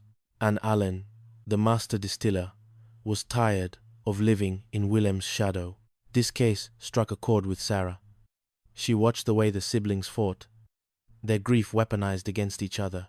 It reminded her of the pressures of her own career, the constant need to be better, faster, sharper. Charlie saw the toll it was taking on her. One evening, as she stared blankly at a toxicology report in the lab, he walked in with 2 cups of peppermint tea. "No Labrador tea in this, I promise," he said softly, setting a cup in front of her. Sarah leaned back, rubbing her eyes. "Why is it always family, Charlie? Why do the people who are supposed to love us the most end up hurting us the most?" Charlie sat on the edge of the table. "Because they're the ones who know exactly where to strike. It's about what you leave in the people around you." "And what do you leave, detective?" she asked, her voice quiet. "Hopefully, a city that's a little safer. And a partner who knows she doesn't have to carry the world on her shoulders alone." Sarah reached out, her fingers brushing the back of his hand. "Thank you, Charlie." The investigation revealed a tragedy of errors. Allen had confronted Willem, and in a moment of rage, struck him. He thought his father was dead and fled, but Willem was only unconscious. It was Melanie who found him, and seeing an opportunity to finally take control and frame her brothers, she finished the job, dragging him into the vat. As they led Melanie away, the distillery felt colder than ever. "Secrets are like botanicals," Charlie said as they drove back toward the harbor. "In the right dose, they add flavor. In the wrong dose, they're a poison." Sarah looked at him, the city lights reflecting in her eyes. "I don't want any secrets between us, Charlie." "Then we're on the same page," he replied, his voice thick with emotion. Chapter 4. The Wilderness of the Heart. The final case of the season was the one that nearly ended everything. It started with a brutal hit at the docks. Tyler Craner, the vicious son of the city's most powerful mob boss. But he didn't realize there was a second witness, Wyatt Donner, a young hiker who had vanished into the dense, jagged wilderness of Cape Royal. "We have to find him before the Craners do," Charlie said, his jaw set in a hard line. "If they get to him, the case dies. And so does Wyatt." They spent 3 days in the northern woods. The romantic tension that had been simmering for months was stripped away, replaced by the raw, primal reality of survival. The woods were beautiful but indifferent, a maze of ancient pines and hidden bogs. On the second night, the temperature plummeted. They set up a small, hidden camp in a cedar grove. Charlie and Sarah sat huddled together under a single emergency blanket, their bodies pressed together for warmth. Rex was a warm weight at their feet, his eyes scanning the darkness. "Charlie," Sarah whispered, her breath ghosting against his neck. "Are you afraid?" Charlie looked into the dark. "Not of the woods, not even of the Craners. I'm afraid of the things I didn't say, the things I waited too long to do." He turned to her, their faces inches apart in the moonlight. "If we don't make it out of here, I need you to know, you're the best thing that ever happened to me, Sarah, not just at the SJPD. In my life." Sarah leaned her head on his shoulder, her heart racing. "We're getting out, Charlie. I'm not letting you go that easily." But the Craners had hired a pro Serena, a hit woman from the mainland who moved through the trees like a ghost. The ambush happened at dawn. The air was shattered by the crack of a rifle. Charlie pushed Sarah to the ground, just as a bullet tore through his shoulder. He gasped, his face draining of color, but he didn't drop his weapon. "Jesse, get Wyatt out of here." Sarah was on him in a second, her hands steady as she tore open his shirt to assess the wound. "You're hit, Charlie. You're losing too much blood." I'm fine, he lied, his teeth gritted. Just stay down. Serena was closing in, her silhouette moving through the fog. Rex didn't wait. He wasn't just a police dog in that moment. He was a guardian of the heart. He launched himself into the brush, a terrifying roar of barks and snarls that echoed through the valley. He tracked Serena through the undergrowth, keeping her pinned and distracted while the sound of the backup helicopters grew louder. By the time the tactical team arrived, Charlie was drifting in and out of consciousness. Sarah was kneeling over him, her hands covered in his blood, her voice a steady mantra of, "Stay with me, stay with me." As they loaded him into the medevac, Charlie reached out with his good hand, gripping Sarah's fingers. "The potato salad," he croaked, a ghost of a smile on his lips. "Donovan's. We never got to eat it." Sarah laughed, even as tears tracked through the dirt on her face. She leaned down and kissed his forehead. "I'll buy you the whole deli, Charlie. Just keep breathing." Epilogue. The view from the top. 2 weeks later, the salt air was still biting, but the sun was finally warm. Charlie stood on the small balcony of his trailer, his arm in a sling but his posture upright. He looked out over the Atlantic, the water a brilliant, sparkling blue. Rex was at his feet, happily destroying a new rubber toy. The door creaked open, and Sarah stepped out. She was carrying 2 cold beers and a large plastic container. "The doctor said no exertion, Hudson," she said, her eyes dancing with mischief. "I'm standing." "Looking is not exertion," Charlie replied, taking a beer with his good hand. They stood in silence for a long time, watching a freighter head out toward the horizon. "I thought about what you said in the woods," Sarah said softly. "About the things you didn't say." Charlie turned to her. The sling made him look human, vulnerable in a way he usually hid from the world. "I meant every word, Sarah. I know. I thought love was just a chemical reaction." She looked up at him, her expression tender. "But then I met you, and I realized that some things can't be measured in a lab. Some things just are." Charlie leaned down, his forehead resting against hers. "I've spent my life in the shadows, Sarah. I thought that was where I belonged. But you brought the light back into the room." He kissed her, then a slow, lingering kiss that tasted of hope and the sea. It was a promise made in the city of storms, a testament to the fact that even in a world of crime and chaos, 2 people could find a home in each other. Rex looked up, gave a single, satisfied wag of his tail, and went back to his toy. The partners were exactly where they were meant to be. The end. Shadows of St. John's. Part 1. The Silence of the Drawn Line. Chapter 1. The Fog and the Flame. The fog in St. John's was never just weather. It was a living thing. It crawled over the jagged cliffs of Signal Hill, snaking through the narrow, colorful streets of the Battery, and settling over the harbor like a cold, damp secret. For Detective Charlie Hudson, the fog usually brought a sense of quiet, a rare commodity in a life defined by sirens and crime scenes. But tonight, the fog felt heavy. Charlie leaned against the hood of his truck, the engine still ticking as it cooled. Beside him, Rex, a German shepherd with eyes that seemed to hold more wisdom than most of the people Charlie interviewed, sat perfectly still. Rex's ears twitched, catching the distant sound of the Atlantic crashing against the rocks. "Quiet night, partner?" Charlie murmured, reaching down to scratch the dog behind his ears. Rex huffed, a soft sound of agreement, but his gaze remained fixed on the road leading toward the city. Rex knew, as Charlie did, that in St. John's, the quiet was often the precursor to a storm. The silence was broken not by a siren, but by the soft chime of Charlie's phone. He didn't have to look at the caller ID to know who it was. Sarah Trong, the lead forensic scientist at the SJPD, and the woman who had, over the last few years, become the gravitational center of Charlie's world. "Charlie." Her voice came through, clear and professional, yet carrying that slight lilt that always made his chest tighten. "We have a situation. A snatch and grab near the park, and we have a witness who isn't speaking." "I'm on my way," Charlie said, already sliding into the driver's seat. As he drove, the neon lights of George Street blurred into streaks of red and blue. He thought about Sarah. They worked together daily, their lives a constant dance of evidence bags and autopsy reports. There was a tension between them, a slow-burn heat that neither had fully acknowledged, yet both felt in every shared glance across a microscope. It was a romance built on trust and the shared trauma of the things they saw in the dark. Chapter 2. The Boy in the Dark. The scene was a chaotic mess of yellow tape and flashing lights. A woman, Emma Jansen, stood near a park bench, her face a mask of pure, unadulterated terror. "My son," she was sobbing as Charlie approached. "Brian, he was right here. He was drawing." And then, he was just gone.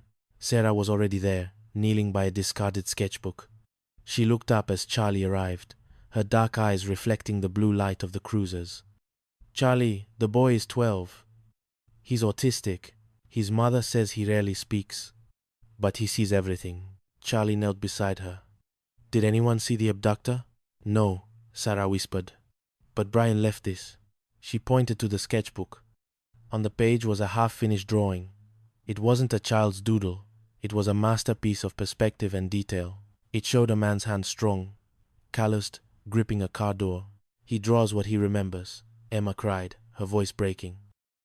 "If you find Brian, he can tell you. He can show you." Rex moved toward the mother, his movements slow and deliberate. He nudged her hand with his wet nose. It was a gesture of empathy that no human could replicate. Emma reached down, burying her fingers in Rex's thick fur, and for a moment, her breathing slowed. "Rex has him," Charlie said, his voice firm. "We'll find him, Emma, I promise." But as Charlie walked away with Rex to start the scent trail, Sarah caught his arm. Her hand was warm, even through his jacket. "Charlie, be careful," she said softly. "The ransom demand just came in. $2 million. This isn't just a random snatching. They knew who they were taking." Charlie looked down at her hand, then into her eyes.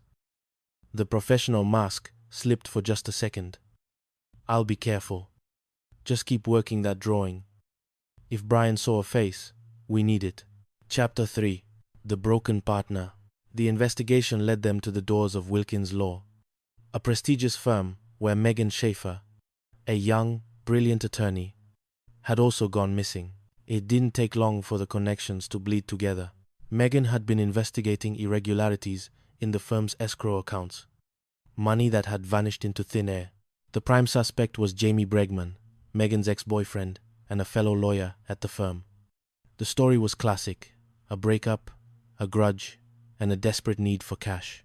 "I didn't do it," Jamie had shouted at Todd, the senior partner, only hours before. "You have to believe me." But when Charlie and Rex arrived at Jamie's apartment, they didn't find a kidnapper. They found a crime scene. Rex whined, his tail tucking between his legs as he sniffed the floor of a white rental van parked in a secluded alley. Charlie pulled his weapon, his heart hammering against his ribs. "Sarah, I need a team at Drovers Road." Charlie spoke into his radio. "We found the van." Inside the van, the smell of copper was overwhelming. Jamie Bregman lay slumped against the side panel, his eyes staring at nothing. A single, professional stab wound to the heart. "He was the scapegoat," Charlie muttered, looking at the body. Sarah arrived minutes later, her face pale as she took in the scene. She began her work with a grim efficiency, but Charlie could see the way her hands trembled slightly as she bagged the evidence. "He was killed elsewhere and moved here," she concluded, looking up at Charlie. "This was a setup, Charlie. Someone wanted us to find Jamie. Someone wanted the trail to end with a dead man." Charlie stepped closer to her, the cramped space of the van forcing them into an intimate proximity. The scent of her perfume, something light and floral, clashed with the metallic tang of death. "If Jamie didn't take Megan, then the clock is ticking even faster," Charlie said, his voice a low rasp. "And Brian. Brian is the only person who can identify the real killer." Chapter 4. The Language of the Soul. Back at the station, the atmosphere was thick with tension. Brian had been found, shivering and non-verbal, in an old industrial laundry. He was safe, but he was locked away in his own mind, traumatized by the violence he had witnessed. "He won't talk to the sketch artist," Jesse, the tech expert, said, frustrated. "He won't even look at us." Charlie looked through the glass at the boy. Brian was sitting at a table, a box of colored pencils in front of him, but his hands were still. "He needs a friend," Sarah said, standing beside Charlie. She looked at Rex, who was sitting at Charlie's heel, watching the boy with intense focus. "Go on, Rex. Help him." Rex didn't need to be told twice. He pushed open the door and trotted into the room. He didn't bark or jump. He simply walked over to Brian and laid his heavy head on the boy's knee. The change was instantaneous. Brian's shoulders dropped. His hand reached out, tentatively at first, and stroked Rex's ears. Then, slowly, he picked up a black pencil. Charlie and Sarah watched in silence as the boy began to draw. It wasn't a sketch. It was a photograph, rendered in lead. A face began to emerge on the paper. Cold eyes, a sharp jawline, a man who looked nothing like Jamie Bregman. "That's Earl Blackburn," Jesse whispered, coming up behind them. "High-end chop shop owner, professional muscle. And look at this." Sarah pointed to a detail. Brian was adding to the man's lapel a small silver pin. "That's the insignia for Wilkins Law." The realization hit Charlie like a physical blow. It wasn't the ex-boyfriend. It was the firm. Charlie turned to Sarah, his face set. "I'm going after Blackburn. Get a warrant for Todd's office. I want every file, every computer." Sarah grabbed his hand, her fingers interlacing with his. "Charlie, if Todd is behind this, he's desperate. He's already killed one person today." "He won't kill Megan," Charlie promised, squeezing her hand. "Not until he has the ransom, and I'm not going to give him the chance." Chapter 5. The Spear and the Sea. As the sun began to set, casting long orange shadows over the Atlantic, the case of the kidnapped lawyer took a backseat to a new horror. A yacht, the best kind, sat bobbing in the harbor, a silent tomb for Jake Kaufman, a wealthy investor from Toronto. Charlie stood on the deck, the wind whipping his hair. The victim had been killed with a spear gun, a brutal, prehistoric way to die in a world of high finance and cryptocurrency. "The shooter could have been anywhere," Sarah said, examining the entry wound. "But the angle, it suggests they were in the water." Rex was at the edge of the boat, his nose to the wind. He suddenly barked, a sharp, urgent sound, and pointed toward a tour boat anchored nearby. "Someone used that boat as a platform," Charlie said, his mind already spinning. This wasn't just a murder. It was a heist. Kaufman's wife, Andrea, stood nearby, her eyes red from crying. But Charlie noticed the way she gripped her husband's empty watch case. "The watch is missing," she whispered. "A reproduction of a gold 1966 Keneveri. It was the only thing he cared about." "Because the crypto key was inside it," Sarah said, joining them. "Hundreds of millions of dollars, hidden in a piece of sentimental jewelry." The investigation was a maze of red herrings. A deckhand with a criminal past, a business partner who knew too much, and a sea captain who had seen too many pirates in her time. But as Charlie and Sarah worked through the night, the professional boundaries began to blur. They were in the lab. The only lights, the glow of the computer monitors, and the hum of the centrifuge. Sarah was leaning over a sample of seawater recovered from the murder weapon. "Charlie, look at this," she said, her voice tired but excited. He moved behind her, leaning in close to see the screen. He could smell the soap she used, the scent of her skin. He was so close, he could feel the warmth radiating from her. "The salt crystals. They aren't from the harbor," she said, turning her head. Her face was inches from his. The air between them felt electric, charged with all the words they hadn't said. Charlie saw the way her gaze dropped to his lips for a fraction of a second. "Where are they from?" Charlie asked, his voice barely a whisper. "The North Atlantic," she replied, her voice equally low. "Someone brought this spear in from the open ocean. They planned this for weeks." Charlie reached out, his thumb brushing a stray hair from her forehead. "You're brilliant, Sarah. You know that?"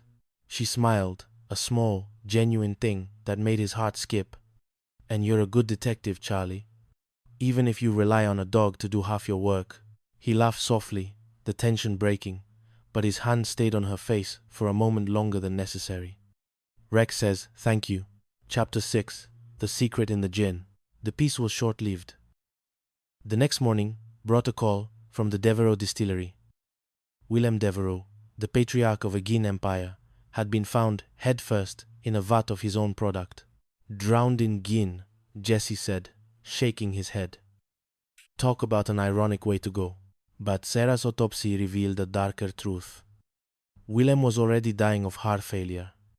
He had been planning to change his will, to leave the company to his daughter Melanie instead of his eldest son, Jaden.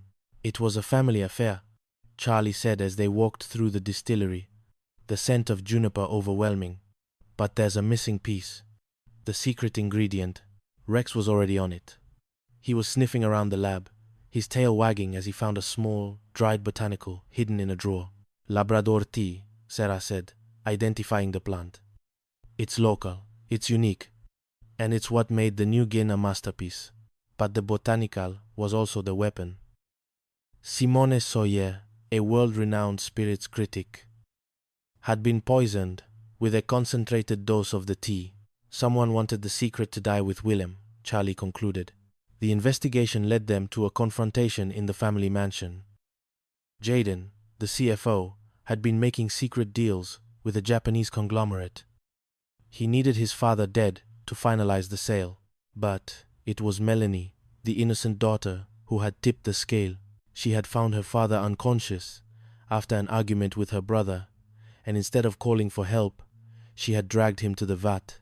"I just wanted him to see me," she screamed as Charlie led her away in handcuffs.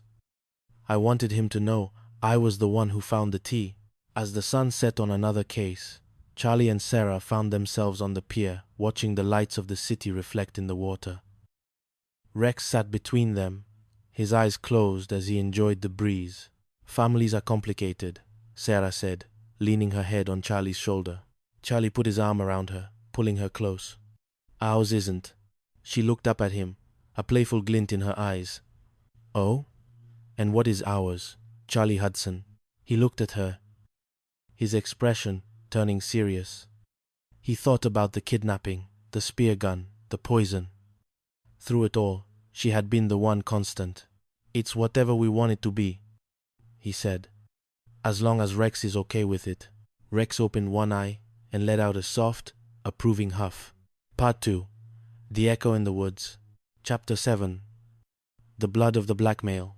The air at the Street John's harbor usually smelled of salt and diesel, but today it carried the metallic tang of fresh blood. A low-level criminal named Malcolm Carter had been found dead near the wharf, his body a silent testament to a deal gone wrong. "Tyler Craner," Detective Donovan muttered, looking at the grainy surveillance footage. "The kid is a loose cannon. His father, Jason, has been running the underworld here for 20 years.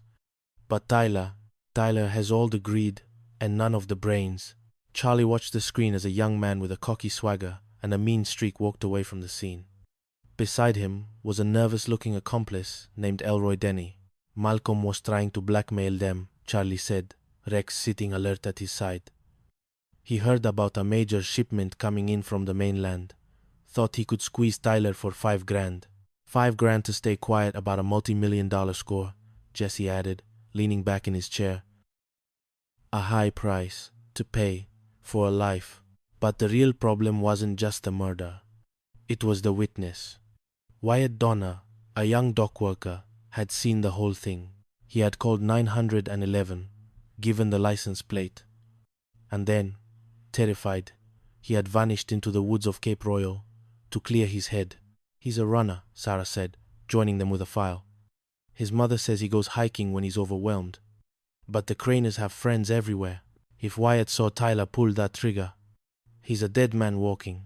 Charlie looked at the map of Cape Royal. It was thousands of acres of dense forest, jagged cliffs, and patchy cell service. "We need to find him before they do." Chapter 8. Into the Emerald Silence. The Cape Royal Trail was a masterpiece of Newfoundland's rugged beauty and a nightmare for a search party. Charlie, Jesse, and Rex moved through the undergrowth, the only sounds the crunch of dry leaves and Rex's steady breathing. "Jesse, any luck with the signal?" Charlie asked, checking his own dead phone. Nothing, Jesse replied, holding his device high. We're in a total dead zone. If Wyatt is out here, he's completely cut off. Rex suddenly stopped, his ears pitching forward. He let out a low, vibrating growl that made the hair on the back of Charlie's neck stand up. What is it, pal? Charlie whispered, his hand going to his holster. Rex didn't bark. He simply turned his head toward a thicket of spruce trees. A second later, a woman emerged. She looked like a hiker, expensive gear, a friendly smile, but something about her eyes was too still. Oh, thank God, she cried, her voice breathless. I'm Kelly. I got spooked by a moose back there. I saw your camp and thought, are you guys the police? Charlie didn't lower his guard. Detective Hudson. This is Detective Mills. What did you see? It was huge, she said, pointing behind her. I think I dropped my pack near that ridge. As she spoke, Rex's growl deepened. He began to pace, his gaze never leaving the woman. Charlie looked at the way she stood balanced, ready to spring. This wasn't a frightened hiker. Jesse, Charlie said, his voice cold. Get Wyatt out of here, now. Chapter 9. The Predator's Strike. The woman's friendly mask dissolved in a heartbeat. Before Charlie could draw, she swung her pack, a heavy thud of metal on wood, and a suppressed pistol appeared in her hand. Twip. Twip. The sound was no louder than a snapping twig. Charlie felt a white-hot iron sear across his ribs. Mark. Jesse screamed. Go! Charlie roared, clutching his side as blood began to soak through his jacket. Rex didn't wait for a command. He launched himself at the woman, a streak of fur and fury. She fired again. But Rex was too fast, his teeth sinking into her arm. She let out a sharp cry of pain, swinging her weapon wildly. Charlie slumped to the ground, his vision swimming. The pain was a dull roar now, but all he could think about was the trail. He watched as Rex forced the woman back into the shadows of the trees. Go on, Rex, Charlie whispered, his voice fading. Protect them. Rex looked back at his partner, his eyes wide with a desperate conflict. He wanted to stay, to lick the wound, to guard the man he loved. But he heard the woman moving again, circling like a shark. He gave a sharp, mourning bark and disappeared into the brush after the predator. Chapter 10. The Leverage of Silence. While the battle raged in the woods, the atmosphere at the SJPD was a different kind of war. Sarah was in the interrogation room with Elroy Denny. She didn't use threats. She used a photograph. This is Mia, Sarah said softly, sliding a picture of a 12-year-old girl across the table. She's waiting for you, Elroy. She doesn't understand why her dad is in a cage. Elroy's hands trembled, Jason said. He said he'd take care of it. He said the witness would go away. Jason Trainer doesn't care about you, Sarah replied, her voice firm. He sent a professional, Elroy, a woman named Serena Rickett. She's a ghost in the system, a killer who doesn't leave traces. If she kills that witness, you become a partner in a second murder, premeditated. You'll never see Mia again. Elroy looked at the photo of his daughter, then at Sarah. The silence in the room was heavy, the clock on the wall ticking like a countdown. Tyler shot him, Elroy whispered, his voice breaking. Malcolm just wanted $5,000. Tyler laughed, and then he just pulled the trigger. Jason told me to keep my mouth shut, or Mia would be next. Sarah stood up, her face a mask of cold fury. She stepped out of the room, her phone ringing. It was Donovan. Sarah, we have a problem, Donovan said, his voice tight. The chopper just picked up heat signatures at Cape Royal. There's been a shooting. One of the signatures. It's stationary. The world seemed to tilt for Sarah. Is it Charlie? We don't know, Donovan replied. But we're sending the team in. Fast. Chapter 11. Blood on the bark. Charlie lay against the tree, his breathing shallow. He could hear the distant thrum of a helicopter, a mechanical heartbeat in the emerald silence. He had managed to tie a makeshift bandage around his ribs, but the ground beneath him was dark with his own blood. Rex? He called out, his voice a dry rasp. A soft whine answered him. Rex emerged from the brush, his coat matted with burrs and blood not his own. He walked over to Charlie and nudged his hand, his eyes filled with a terrifying intelligence. "Did you get her?" Charlie asked. Rex huffed, a sound that could have been a yes. He then looked toward the trail. "Mark!" Oh God! Jesse knelt beside him, his face pale. "The hit woman is down. Rex." Rex took her out near the ridge. "I managed to get a signal from the bluff. The extraction team is 5 minutes out." Charlie tried to smile, but it turned into a grimace of pain. He looked at Rex, who had settled beside him, leaning his warm weight against Charlie's shoulder. "Good boy," Charlie whispered. The sound of the helicopter grew louder, the downwash of the rotors whipping the trees into a frenzy. As the tactical team rappelled down, Charlie saw a figure running toward them through the brush. It was Sarah. She was wearing a tactical vest, her hair a mess, her eyes wide with a frantic search. She skidded into the dirt beside him, her hands instantly going to his wound. "Charlie," she breathed, her voice a mix of relief and terror. "I'm fine, Sarah," he lied, his hand covering hers as she worked. "You're not fine," she snapped, but her eyes were wet. She leaned down, her forehead resting against his for a fleeting second. "And I'm going to kill you myself once you're out of the hospital." Charlie laughed, a short, painful sound. "I'll hold you to that." Chapter 12. The Fall of the Trainers. The aftermath was a whirlwind of arrests. With Elroy Denny's testimony and the captured Serena Rickett, the Craner empire crumbled in a single night. Jason Trainer, the man who had ruled the street, John's underworld, for 2 decades, was led away in handcuffs as his multi-million-dollar shipment was seized by the authorities. 30 family reunions behind bars, Donovan said, watching the cruisers pull away. A heartwarming thought. A week later, the fog had returned to the city, but it felt different this time.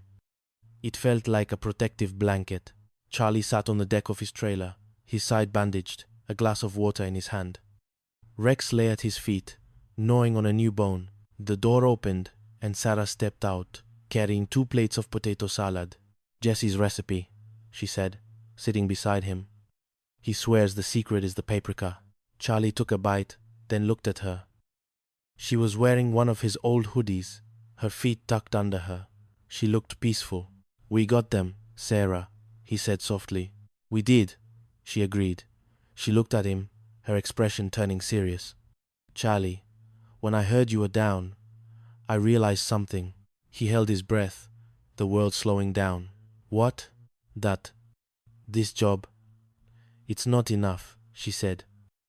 She reached out, her fingers tracing the line of his jaw. "I don't want to just be the person who bags the evidence. I want to be the person who comes home to you." Charlie set his plate down and took her hand, pulling her closer. "I think Rex is okay with that." Rex didn't even look up from his bone. He simply thumped his tail against the deck, twice a perfect, silent agreement. In the shadows of Street John's, the flame had finally found its home, to be continued. This brings our total to approximately 5,500 words. In Part 3, we will explore new mysteries, including the Devereaux legacy and a dangerous case of identity theft. Shadows on the Atlantic. Prologue. The weight of unspoken words. The fog didn't just roll into Street John's. It haunted it. It clung to the colorful jelly bean, row houses like a damp shroud, smelling of salt, ancient wood, and the cold, unforgiving North Atlantic. Inside the sleek, glass-walled offices of Wilkins Law, the atmosphere was even colder. "Jamie, how many times do I have to tell you?" "I didn't do it." Megan Schaefer's voice trembled, not with fear, but with the exhaustion of a woman who had spent weeks fighting a ghost. She stared at Jamie Bregman, the man who had shared her bed, her secrets, and her future until 14 days ago. Now, he was just a stranger with a desperate look in his eyes and a briefcase full of lies. "Don't raise your voice to me," Jamie hissed, his hands shaking as he shuffled through a stack of escrow papers. "I'm sorry," Megan whispered, stepping back. Her heart ached. This wasn't the man she had loved. This was a man drowning. "I didn't mean to snap, but stay away from me, Jamie." This isn't over. Not by a long shot. As Megan walked out into the misty afternoon, she didn't see the shadow following her. She didn't see the van idling at the curb. She only felt the sudden, sharp prick of a needle and the world turning to gray. Across town, Detective Charlie Hudson sat in his truck, the engine humming a low vibration that matched the rhythmic breathing of the German Shepherd in the passenger seat. Rex's ears flicked. He sensed it before the radio even crackled to life, a shift in the city's pulse. Something was wrong. Charlie looked at his partner, the golden brown fur of the dog's neck ruffling in the breeze. You feel it too, don't you, pal? Rex let out a soft huff, his deep brown eyes fixed on the road ahead. In Street Johns, the tide took things away. It was their job to bring them back. Chapter 1. The Sketch of a Memory. The morning light was filtered through the windows of the Major Crimes Office, landing softly on Sarah Truong's face as she examined the forensic reports. Charlie watched her for a moment longer than was strictly professional. It was a habit he couldn't quite break. The way he noticed the slight furrow in her brow when she was puzzled, or the way her hair fell across her shoulder when she leaned over a microscope. You're late, Sarah said, not looking up, but a small smile played on her lips. Rex insisted on a longer route. He said the air was better by the harbor. Charlie lied smoothly. Rex let out a sharp bark of protest, causing Jesse Mills to chuckle from his workstation. Don't blame the dog, Charlie. We all know you were stopping for that fancy coffee Sarah likes. Charlie placed a cardboard carrier on Sarah's desk. Double shot latte. Extra foam. Sarah finally looked up, her dark eyes meeting his. For a second, the bustling office disappeared.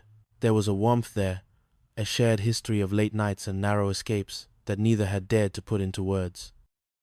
The moment was shattered by Superintendent Donovan's door slamming open. We've got a snatch and grab, Donovan announced, his face grim. Megan Schaefer, a high-profile lawyer, abducted in broad daylight near Cape Royal. And we have a second complication. Complication? Charlie asked, his hand instinctively dropping to Rex's head. A witness, Donovan said. A 12-year-old boy named Brian Jansen. He's autistic, non-verbal, and he's missing too. His mother, Emma, found his drawing on the sidewalk where the abduction happened. Charlie looked at the photocopy of the drawing. Donovan held out. It wasn't a child's scribble. It was a hauntingly detailed rendering of a van, a blurred face, and a hand reaching out. He sees things we don't, Sarah whispered, leaning in to look at the sketch. The detail is incredible. If we find the boy, we find the lawyer, Charlie said. Rex, let's go. We have work to do. Chapter 2. The Language of the Soul. The Jansen home was filled with the smell of cedar and lavender, a calming environment designed for a boy who felt the world too loudly. When Brian was young, Emma told Charlie and Sarah, her voice cracking, we noticed he was different. He didn't speak. He didn't look at us. But then, my mother bought him these pencils. She pointed to a desk in the corner, organized with surgical precision by color. He started making these amazing drawings. It's how he communicates. If he saw that woman being taken, he's terrified. He's out there somewhere, disoriented, and he doesn't have his pencils. Rex wandered over to the desk. He sniffed a stray yellow pencil on the floor and then looked at Charlie. He's got a scent, Charlie said. Sarah, stay with Emma. If Brian comes back, or if the kidnappers call wait, why would the kidnappers call her? They wouldn't, Sarah realized. Unless they think Brian is more than a witness. If they realized he saw their face. Outside, the search was in full swing. Uniformed officers scoured the neighborhood, but Rex led Charlie away from the sirens and the shouting. He led him toward the old wooded trail that overlooked the cliffs. Easy, Rex. Find him, Charlie encouraged. They found Brian, under a rusted-out culvert, huddled into a ball. He was rocking back and forth, his hands covering his ears. When Charlie approached, the boy let out a sharp, guttural cry of distress. Stay back, Charlie, Sarah's voice came over the comms. He's overwhelmed. He needs a bridge. Charlie looked at Rex. The dog didn't need an instruction.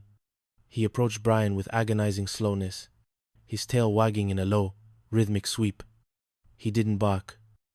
He simply sat 3 feet away and let out a soft, comforting whimper. Slowly, Brian's hands moved away from his ears. He looked at the dog. For the first time since the abduction, the boy's breathing slowed. Rex moved an inch closer. Brian reached out a trembling hand and buried his fingers in Rex's thick fur. "Good boy, Rex," Charlie whispered, his heart thumping in his chest. "Good boy." Chapter 3. The Dead Man's Escrow. While Brian was being brought into the safety of the station, the investigation into Megan Schaefer took a dark turn. "We found Jamie Bregman," Jesse announced, his fingers flying across his keyboard. Or rather, his van. It was reported overdue by a rental company. GPS pinged it in a parking lot on Drovers Road. Charlie and Rex arrived at the scene to find the area cordoned off. The van was a nondescript white model, the kind that blended into the background of 1,000 city streets. But when Rex approached the rear doors, he began to whine a high, mournful sound that Charlie knew all too well. Charlie pulled his weapon, signaling for the backup officers to stay back. He yanked the doors open. Jamie Bregman was inside. But he wasn't Megan's captor. He was slumped against a stack of tires, his eyes staring at nothing. A single, professional stab wound to the chest had ended his life hours ago. "The blood is wrong," Sarah said an hour later, stepping around the body in her white forensic suit. "There's not enough of it here. He was killed elsewhere and moved." Charlie looked at the body of the man Megan had once loved. So Jamie wasn't the mastermind, he was the scapegoat. Someone wanted us to follow the trail of a disgruntled ex-boyfriend while they made their real move. "And the money?" Sarah asked. $2 million in unmarked bills. Megan's father, Richard, just got the text. They want the drop at the Forest Road Cemetery at 3 o'clock. "It's a setup," Charlie said, pacing the length of the van. "They kill Jamie. They take Megan. They demand the money. It's too clean. It feels like an inside job." He looked over at Sarah. The sun was setting, casting long, orange shadows across the pavement. Her face was etched with fatigue, but her eyes were sharp. "Charlie," she said softly, stepping closer. "If it's an inside job at the law firm, Megan is in even more danger than we thought. They don't just want the money. They want to bury the irregularity she found in those accounts." Charlie reached out, his hand hovering near her arm before he pulled it back. "We'll find her, Sarah. I promise." "I know we will," she replied. "Because you have Rex. And you have me." Chapter 4. The Scent of Betrayal. The Forest Road Cemetery was a labyrinth of granite angels and weeping willows. Charlie watched through binoculars from the tree line, Rex sitting perfectly still beside him. "Target is approaching the bench," Jesse's voice crackled in Charlie's ear. "Megan's father has made the drop." A teenager in a hoodie grabbed the bag and bolted. He was fast, weaving through the headstones like a rabbit, but he was no match for a German shepherd. "Rex, fetch!" Charlie shouted. Rex was a blur of motion. He intercepted the kid near the exit, pinning him to the ground with a firm but non-lethal grip on his sleeve. "I don't know anything, I swear!" The kid screamed as Charlie cuffed him. "I just got paid to grab the bag." It was a game, an online game. Back at the station, the realization hit like a physical blow. The kidnapper was using a Cyprus-based VPN and a gaming site to recruit runners. "It's Todd," Charlie said, staring at the law firm's organizational chart. "Todd, the senior partner. He's the only one who had the access, the motive, and the coldness to kill Jamie. But they had no proof. Until Sarah walked in with Brian's latest drawing. The boy had finally picked up his pencils again. He had drawn a man standing over a girl in a dark basement. On the man's hand was a very specific ring. A signet ring with a crest of a scales and a sword. "That's the Wilkins firm's commemorative ring," Jesse said. "Only the founding partners have them." "Sarah, get the synthetic scent ready," Charlie said. "If Todd has Megan, he won't be at his house. He'll be at a secondary location. And Rex is going to follow the money." Chapter 5. The Laboratory of Labrador Tea.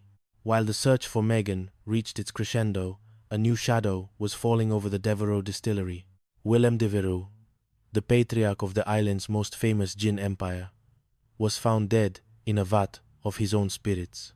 It was a poetic death for a man who lived for the bottle, but the autopsy revealed a darker truth. It wasn't drowning, Charlie, Sarah explained, her voice echoing in the sterile lab. He was hit from behind, but the actual cause of death was a heart condition exacerbated by this. She held up a vial containing a clear liquid, Labrador tea. In small amounts, it's a local herbal remedy.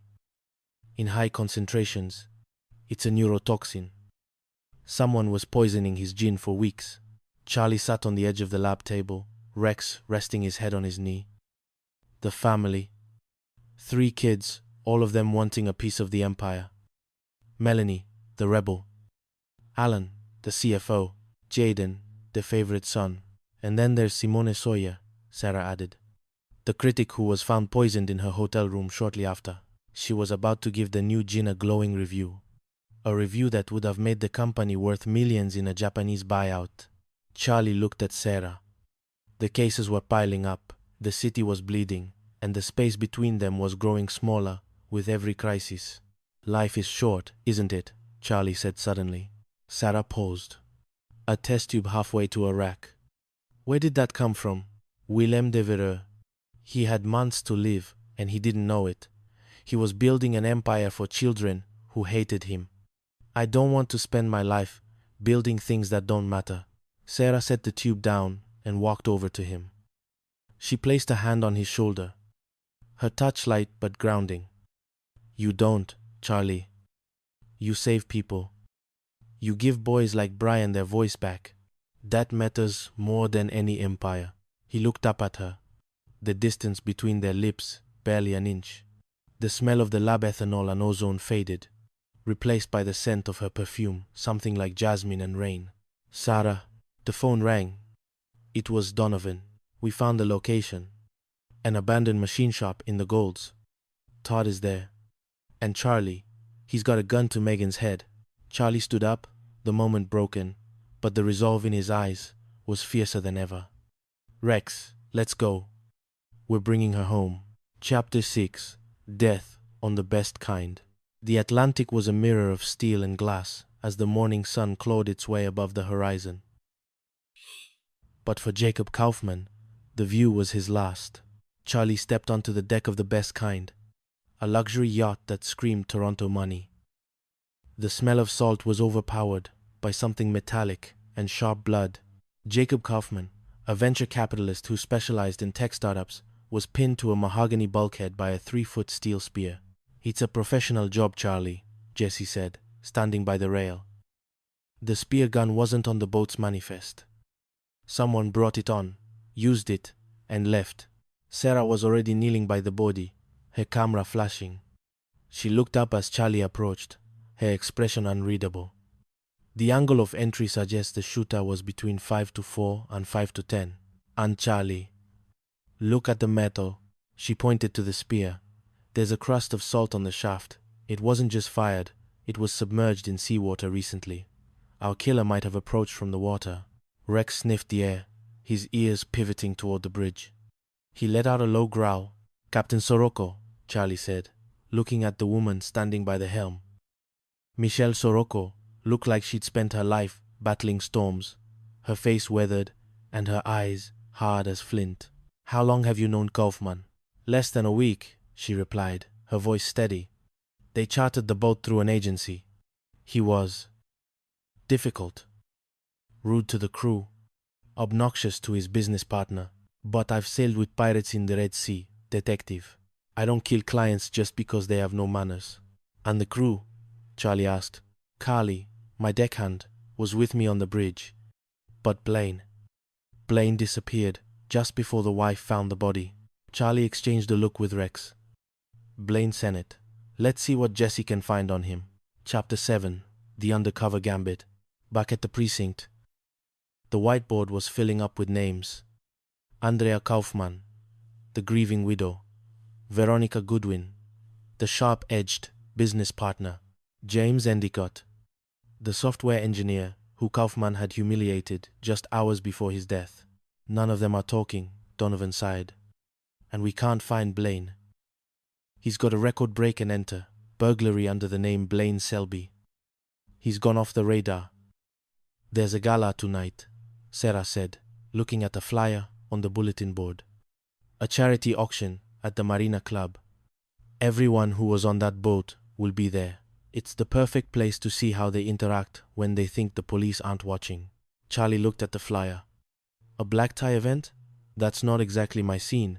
It is tonight, Donovan said, a mischievous glint in his eye. And you won't be going alone. We need someone who can get close to Veronica Goodwin. Sarah, you're the investor. Charlie, you're the muscle, arm candy. Charlie felt the heat rise in his neck. Arm candy? I think the term is escort. Charlie, Sarah joked, though her eyes were twinkling. I've already picked out a dress. You just need to find a tuxedo that doesn't smell like Rex's wet fur. That evening, the Marina Club was a sea of shimmering silk and clinking crystal. Charlie pulled at his collar, feeling constricted by the stiff fabric of the tuxedo. But when Sarah stepped out of the car, he forgot how to breathe.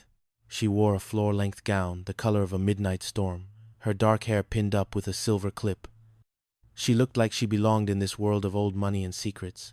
Close your mouth, detective, she whispered, as she slipped her arm into his. We have a job to do. You look. Charlie started, then stopped.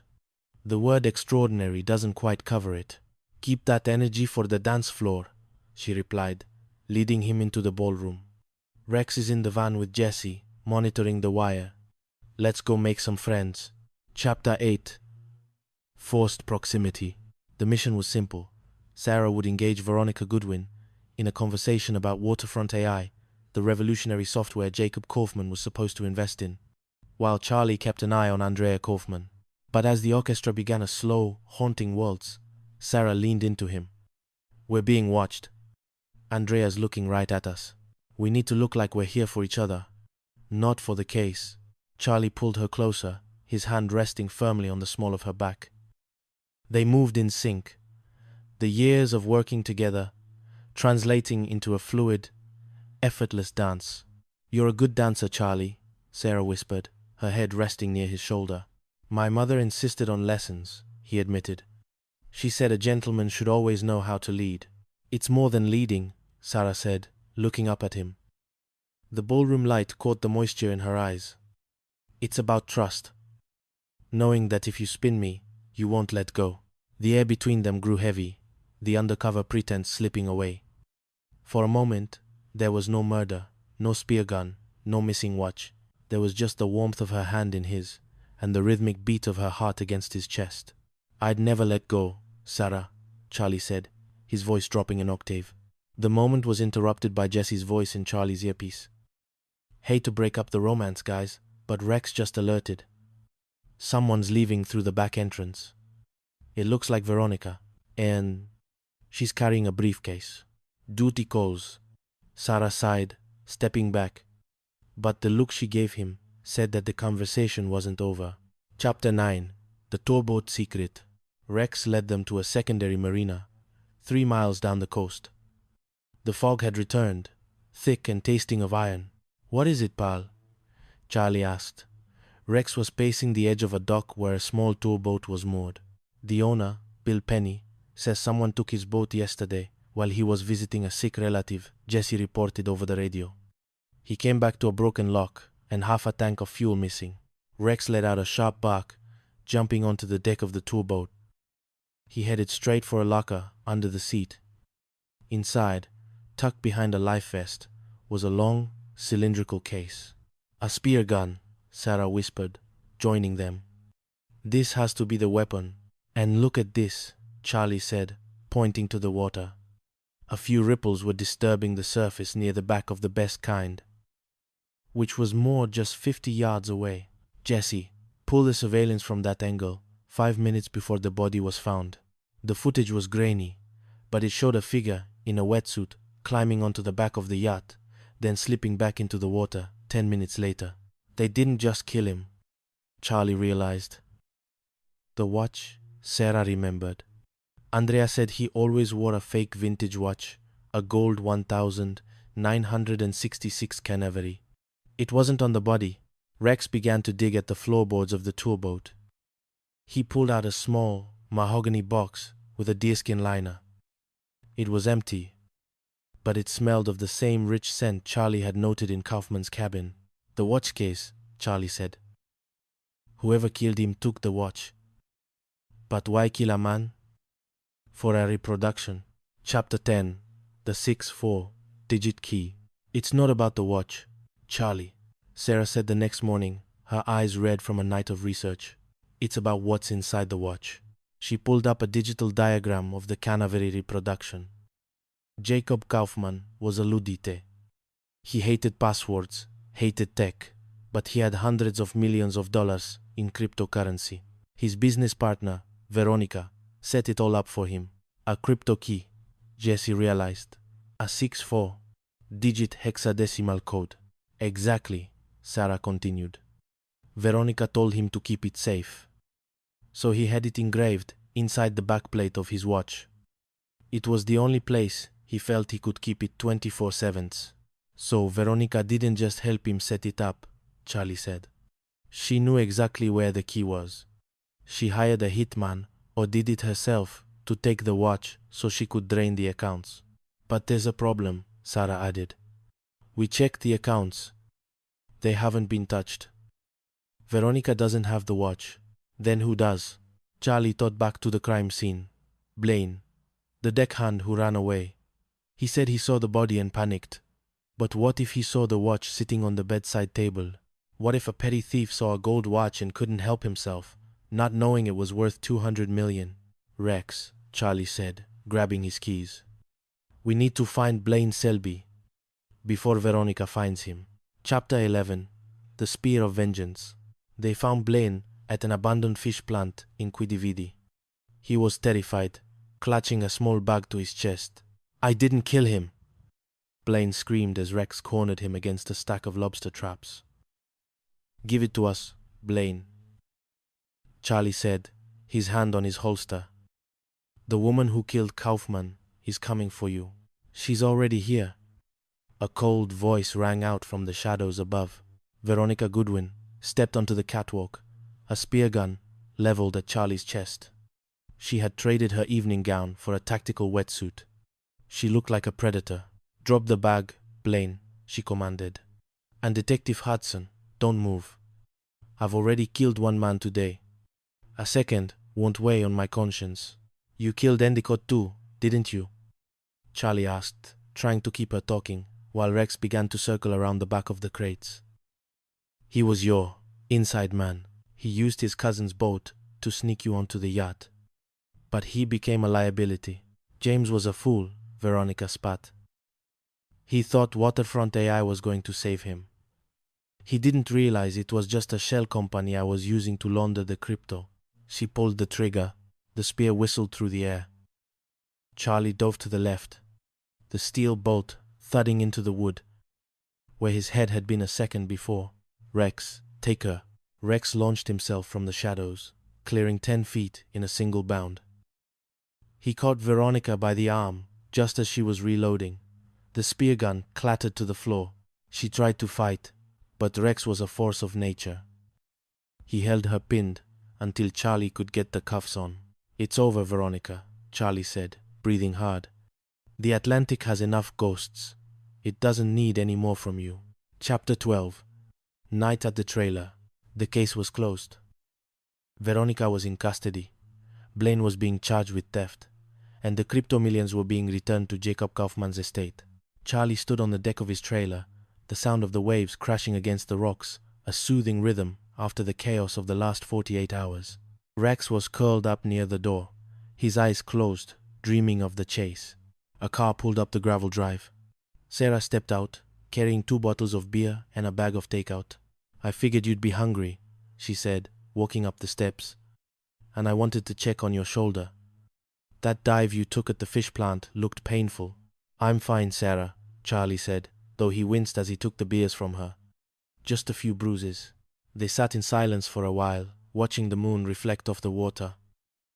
The tension from the ballroom was still there, but it was softer now, more certain. You were right, Sarah said softly, about what you said at the lab. Life is short. We spend so much time chasing shadows that we forget to look at what's right in front of us. Charlie turned to look at her. In the moonlight, she looked like the waltz they had shared, beautiful, haunting, and full of unspoken promises. And what's right in front of us, Sarah? She didn't answer with words. She leaned in, her hand cupping his jaw, and kissed him. It tasted of salt and home. Charlie pulled her closer, his heart finally finding the rhythm it had been searching for. The fog was still out there, haunting the city, but inside the light of the trailer, the shadows had finally been chased away. Rex opened one eye, let out a satisfied huff, and went back to sleep. Novel roadmap. To reach 30,000 words. Part 3. The Ghost of the Trails. Chapters 13 to 20. The Craner Case. The focus shifts to Jason and Tyler Craner, the crime family that has haunted Street Johns for decades. The drama. A witness, Wyatt, is hunted in the woods. Charlie is shot in a standoff with the hitwoman Serena Rickett. The romance. This is the emotional climax. Sarah has to perform emergency field medicine on Charlie while Rex stands guard in the dark forest. The fear of losing him makes Sarah finally admit her feelings. Part 4. Bittersweet Vengeance. Chapters 21 to 28. The distillery conclusion. The team circles back to the Devereaux family.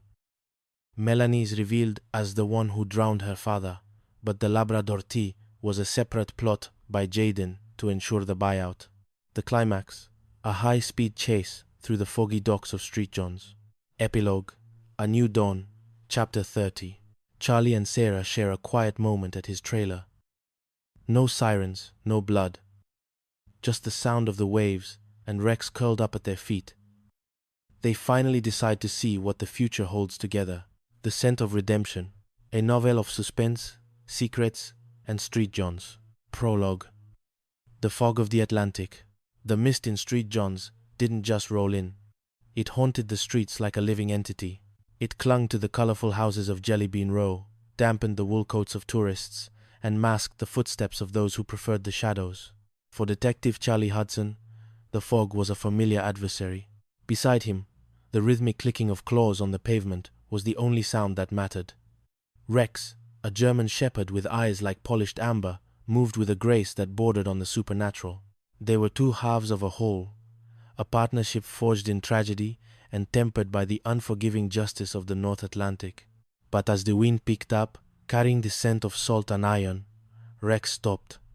His ears pricked forward, a low rumble vibrating in his chest.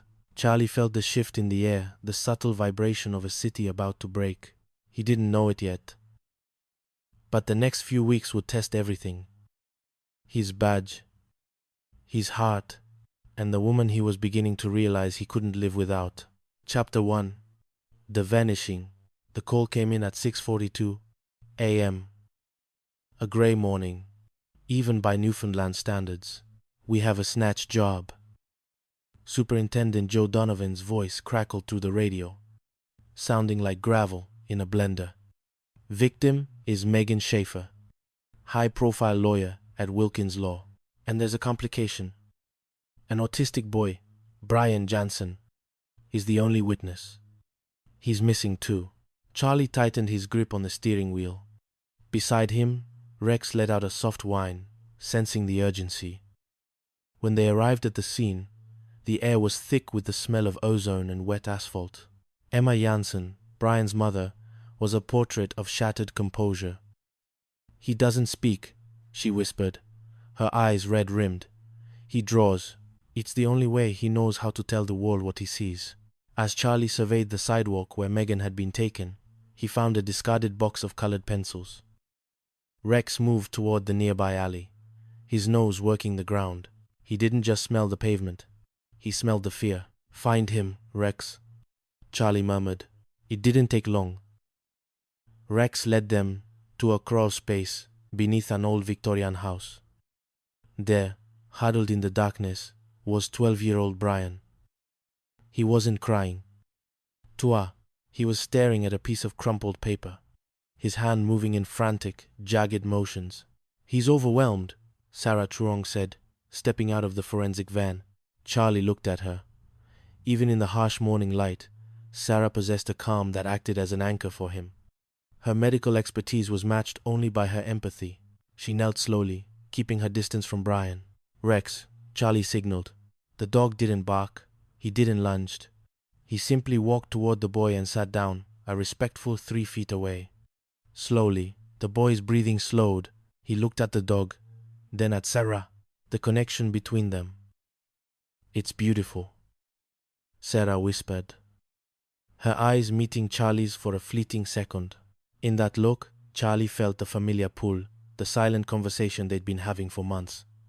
But duty called. Brian held out his drawing. It wasn't a child's scribble.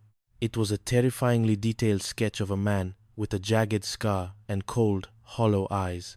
"That's not her boyfriend, Jamie," Charlie noted, comparing the sketch to the photos on his tablet. "This is professional." Chapter 2. The Ransom and the Rain. The investigation into Megan's disappearance quickly spiraled into a web of corporate greed. Jamie, Megan's ex-boyfriend and colleague, was found dead in the back of a rental van, a single, professional stab wound to the heart. He was a scapegoat, Sarah concluded, examining the body in the morgue. Her fingers traced the wound with clinical precision.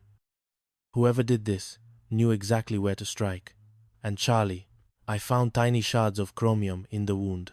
"Industrial plants? Or a chop shop?" Charlie asked. "Both are possible, but there's something else." Sarah stepped closer to him, the scent of her lavender soap cutting through the sterile smell of the room.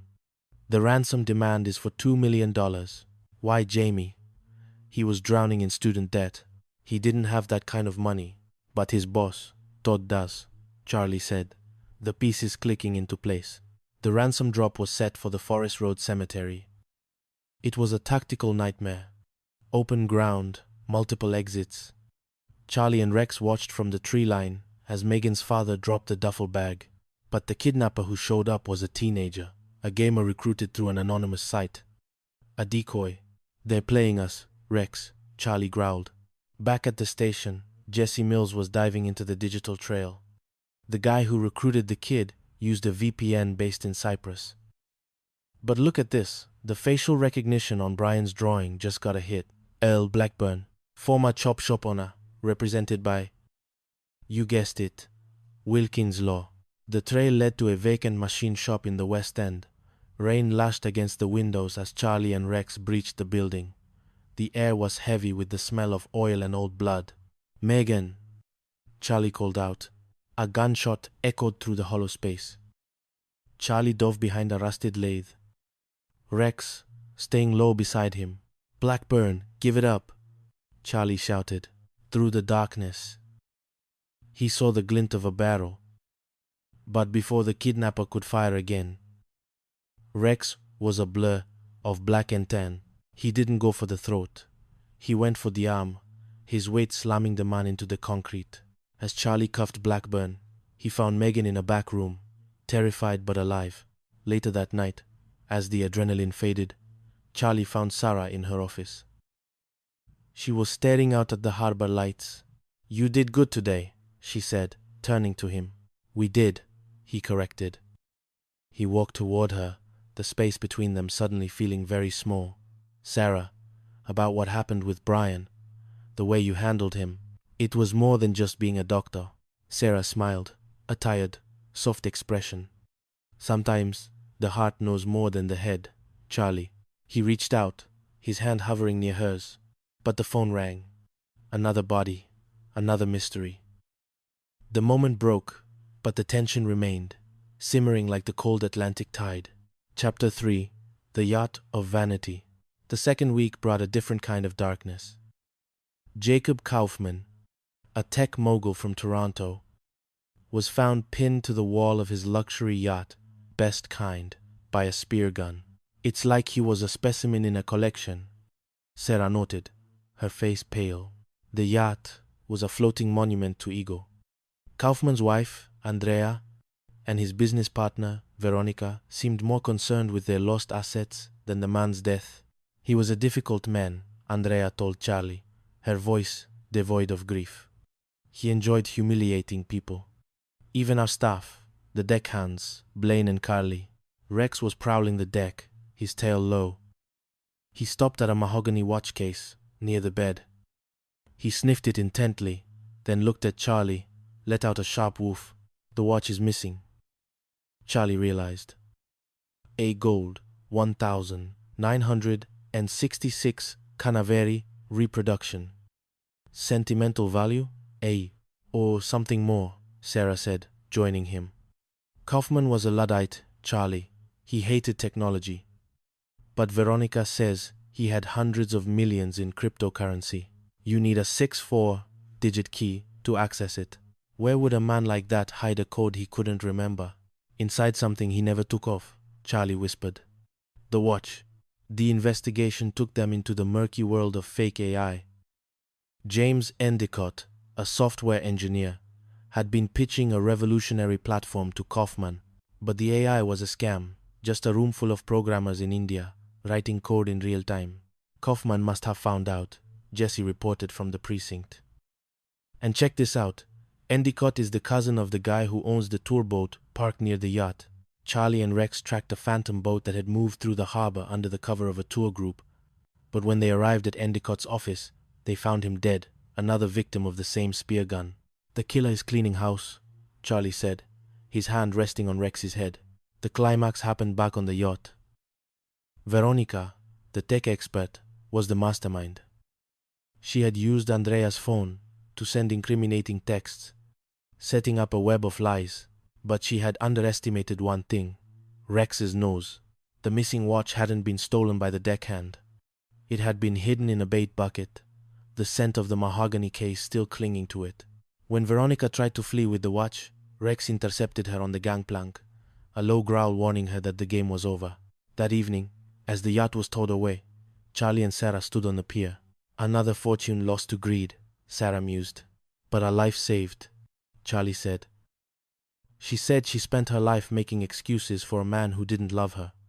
It made me think, life is too short to wait for the perfect time. Sarah looked at him, her eyes searching his. Is that a detective's observation, Charlie? Or something else? He smiled, leaning in just enough to catch the scent of the salt air on her skin. Let's call it a lead I'm following. Chapter 4. The Poison Gin. The third case was personal for the city. Willem Devereux, the patriarch of the famous Devereux distillery, was found drowned in a vat of his own gin. Trauma to the back of the head, Sarah reported. But the cause of death was drowning. He was alive when he went in. The distillery was a place of tradition, now fractured by a bitter inheritance battle between Willem's 3 children, Alan, the CFO, Jaden, the marketer, and Melanie, the estranged daughter who had started her own rival skincare line. My father was a tyrant, Melanie told Charlie, her hands shaking as she applied her own Labrador tea hand cream. But I didn't kill him. Rex was particularly interested in the secret ingredient of the new gin blend Willem had been about to announce. He led Charlie to a hidden stash of botanicals in the lab. Labrador tea, Charlie noted. The same stuff Melanie uses in her cream. But it's toxic in high concentrations, Sarah warned. And Charlie, look at this. She showed him the autopsy results for Simone Sawyer, a spirit critic who had been poisoned shortly after the murder. It wasn't the tea. It was tetrazoline. Eye drops. The mystery deepened. Alan confessed to striking his father in a fit of rage, but insisted the man was alive when he left. Jaden was caught in a secret deal to sell the company to a Japanese conglomerate, but the truth was more sinister.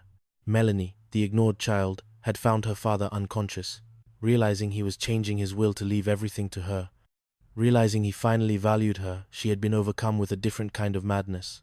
She had dragged him to the vat to frame her brothers, ensuring the announcement would never be made, and she would inherit by default. She had even poisoned the critic, Simone, to point the finger at Jaden. You drowned the man who finally gave you what you wanted, Charlie said, as he led Melanie away in cuffs. He was too late. She spat. The damage was already done. After the arrest, the team gathered at the precinct.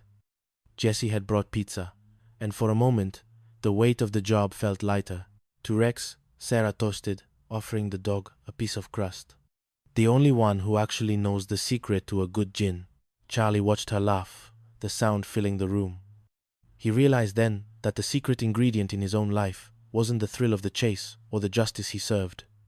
It was the woman sitting across from him. Chapter 5. The Shadow of the Craners.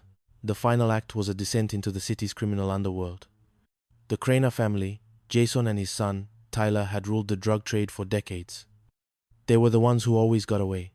They killed Malcolm Carter, Donovan said, his face grim.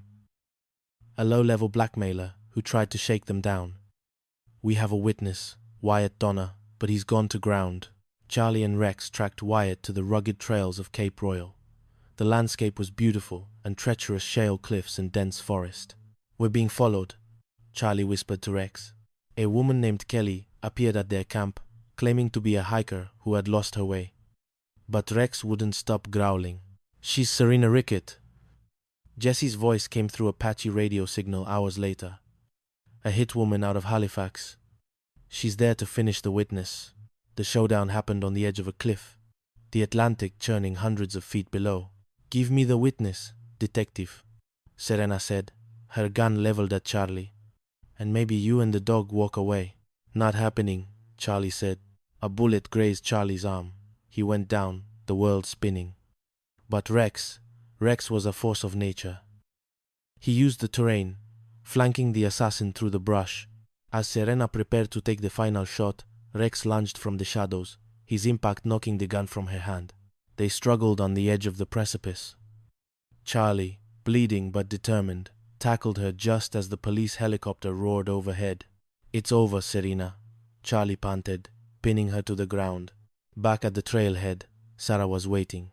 She didn't wait for him to reach her. She ran. When she saw the blood on his arm, her professional mask finally cracked. You're an idiot, she whispered, her hands shaking as she dressed the wound. I had backup, Charlie said, nodding toward Rex, who was currently receiving a hero's welcome from Wyatt. I don't care about the backup, Sarah said. She looked up at him, her eyes brimming with everything she hadn't said. I care about you. Charlie didn't hesitate this time. He reached out, his good hand cupping her cheek, and kissed her. It tasted of salt, rain, and the immense relief of finally being home. Epilogue. The horizon. A week later, the Craners were behind bars, their empire dismantled by the testimony of Wyatt and Elroy, a man who had finally chosen his daughter over his criminal masters. Charlie sat on the porch of his trailer, Rex at his feet. The door opened, and Sarah walked out, carrying 2 cups of coffee. She sat beside him, leaning her head on his shoulder. What are you thinking about, detective? She asked. Thinking that for the first time in a long time, the fog has cleared, he replied. Rex let out a contented sigh, resting his head on Sarah's knee. John's, amidst the ghosts and the mist, they had found the only thing more powerful than the law. They had found each other. The end. Echoes of the North Atlantic. A novel of suspense and devotion. Chapter 1. The Girl in the Rain. The fog in Street John's didn't just roll in. It breathed. It was a living thing, cold and damp, clinging to the brightly colored houses of Jellybean Row and swallowing the masts of the ships in the harbor. For Detective Charlie Hudson, the fog was usually a nuisance, a tactical disadvantage. But today, it felt like a shroud. Charlie sat in the driver's seat of his SUV, the engine idling. Beside him, Rex, a German shepherd whose intelligence often surpassed the humans he worked with, sat with his ears perked, his eyes fixed on the mist-covered windshield. Rex knew when a case was coming before the radio even buzzed. Easy, partner, Charlie murmured, reaching over to scratch the dog behind his ears. We're just waiting for the word. The word came in the form of Sarah Trong's voice over the comms. Sarah, the lead forensic scientist, and the woman who had been occupying far too much of Charlie's thoughts lately. Charlie, we have a problem. A big one. The case was the kidnapping of Megan Schaefer. A young lawyer, bright, ambitious, and now, according to the frantic calls from her parents, missing. But as Charlie arrived at the scene, he realized this wasn't just a snatch and grab. There was a witness. A 12-year-old boy named Brian. He was autistic, nonverbal, in the heat of trauma, and currently huddled in the corner of a nearby park, clutching a pack of colored pencils like they were a lifeline. "He won't talk to anyone," Sarah said as Charlie approached. She was wearing her field jacket, her hair pulled back, her expression a mix of professional focus and deep empathy. The officers tried, and it just overwhelmed him. Charlie looked at the boy, then at Rex. Maybe he doesn't need a detective. Maybe he needs a friend. He watched as Rex moved. It wasn't a tactical approach. It was a gentle, slow-motion glide. The dog didn't bark. He didn't even sniff aggressively. He simply sat 3 feet away from Brian and waited. Within minutes, the boy's frantic scribbling slowed. He looked up, his eyes meeting the soulful brown eyes of the shepherd. "You have a way with them," Sarah whispered, standing close enough to Charlie that he could smell the faint scent of rain and cedar on her skin. "It's not me. It's him," Charlie replied, though his heart hammered against his ribs for reasons that had nothing to do with the case.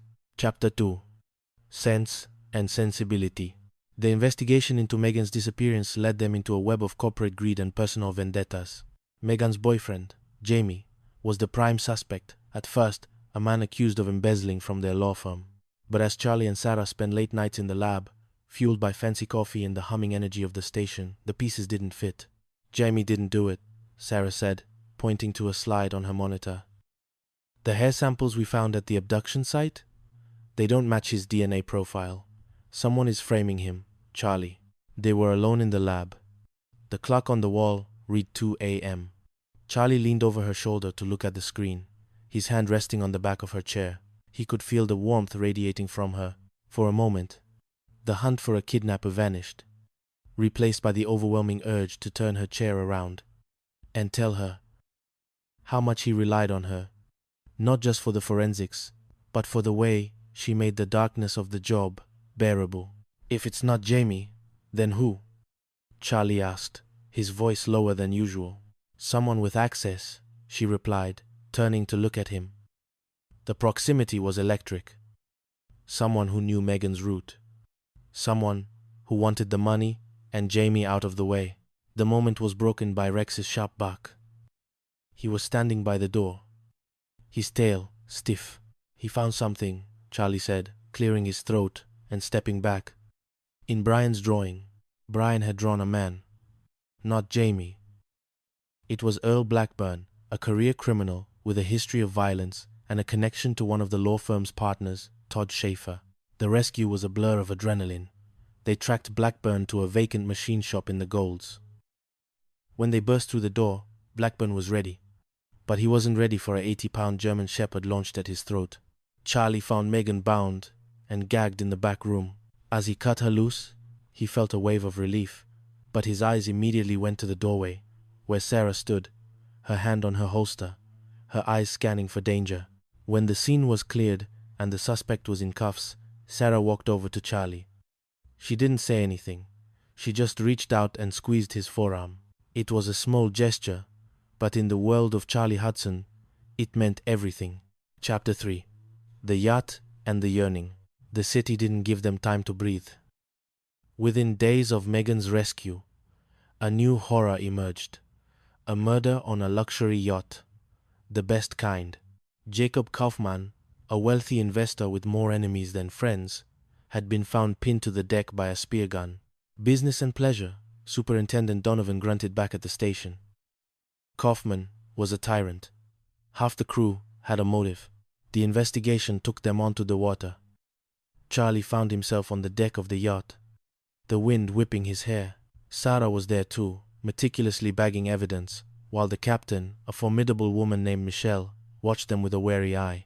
There was a missing watch, a reproduction of a 1966 diver's watch that held a secret more valuable than gold. A 64-digit hexadecimal code for a cryptocurrency fortune.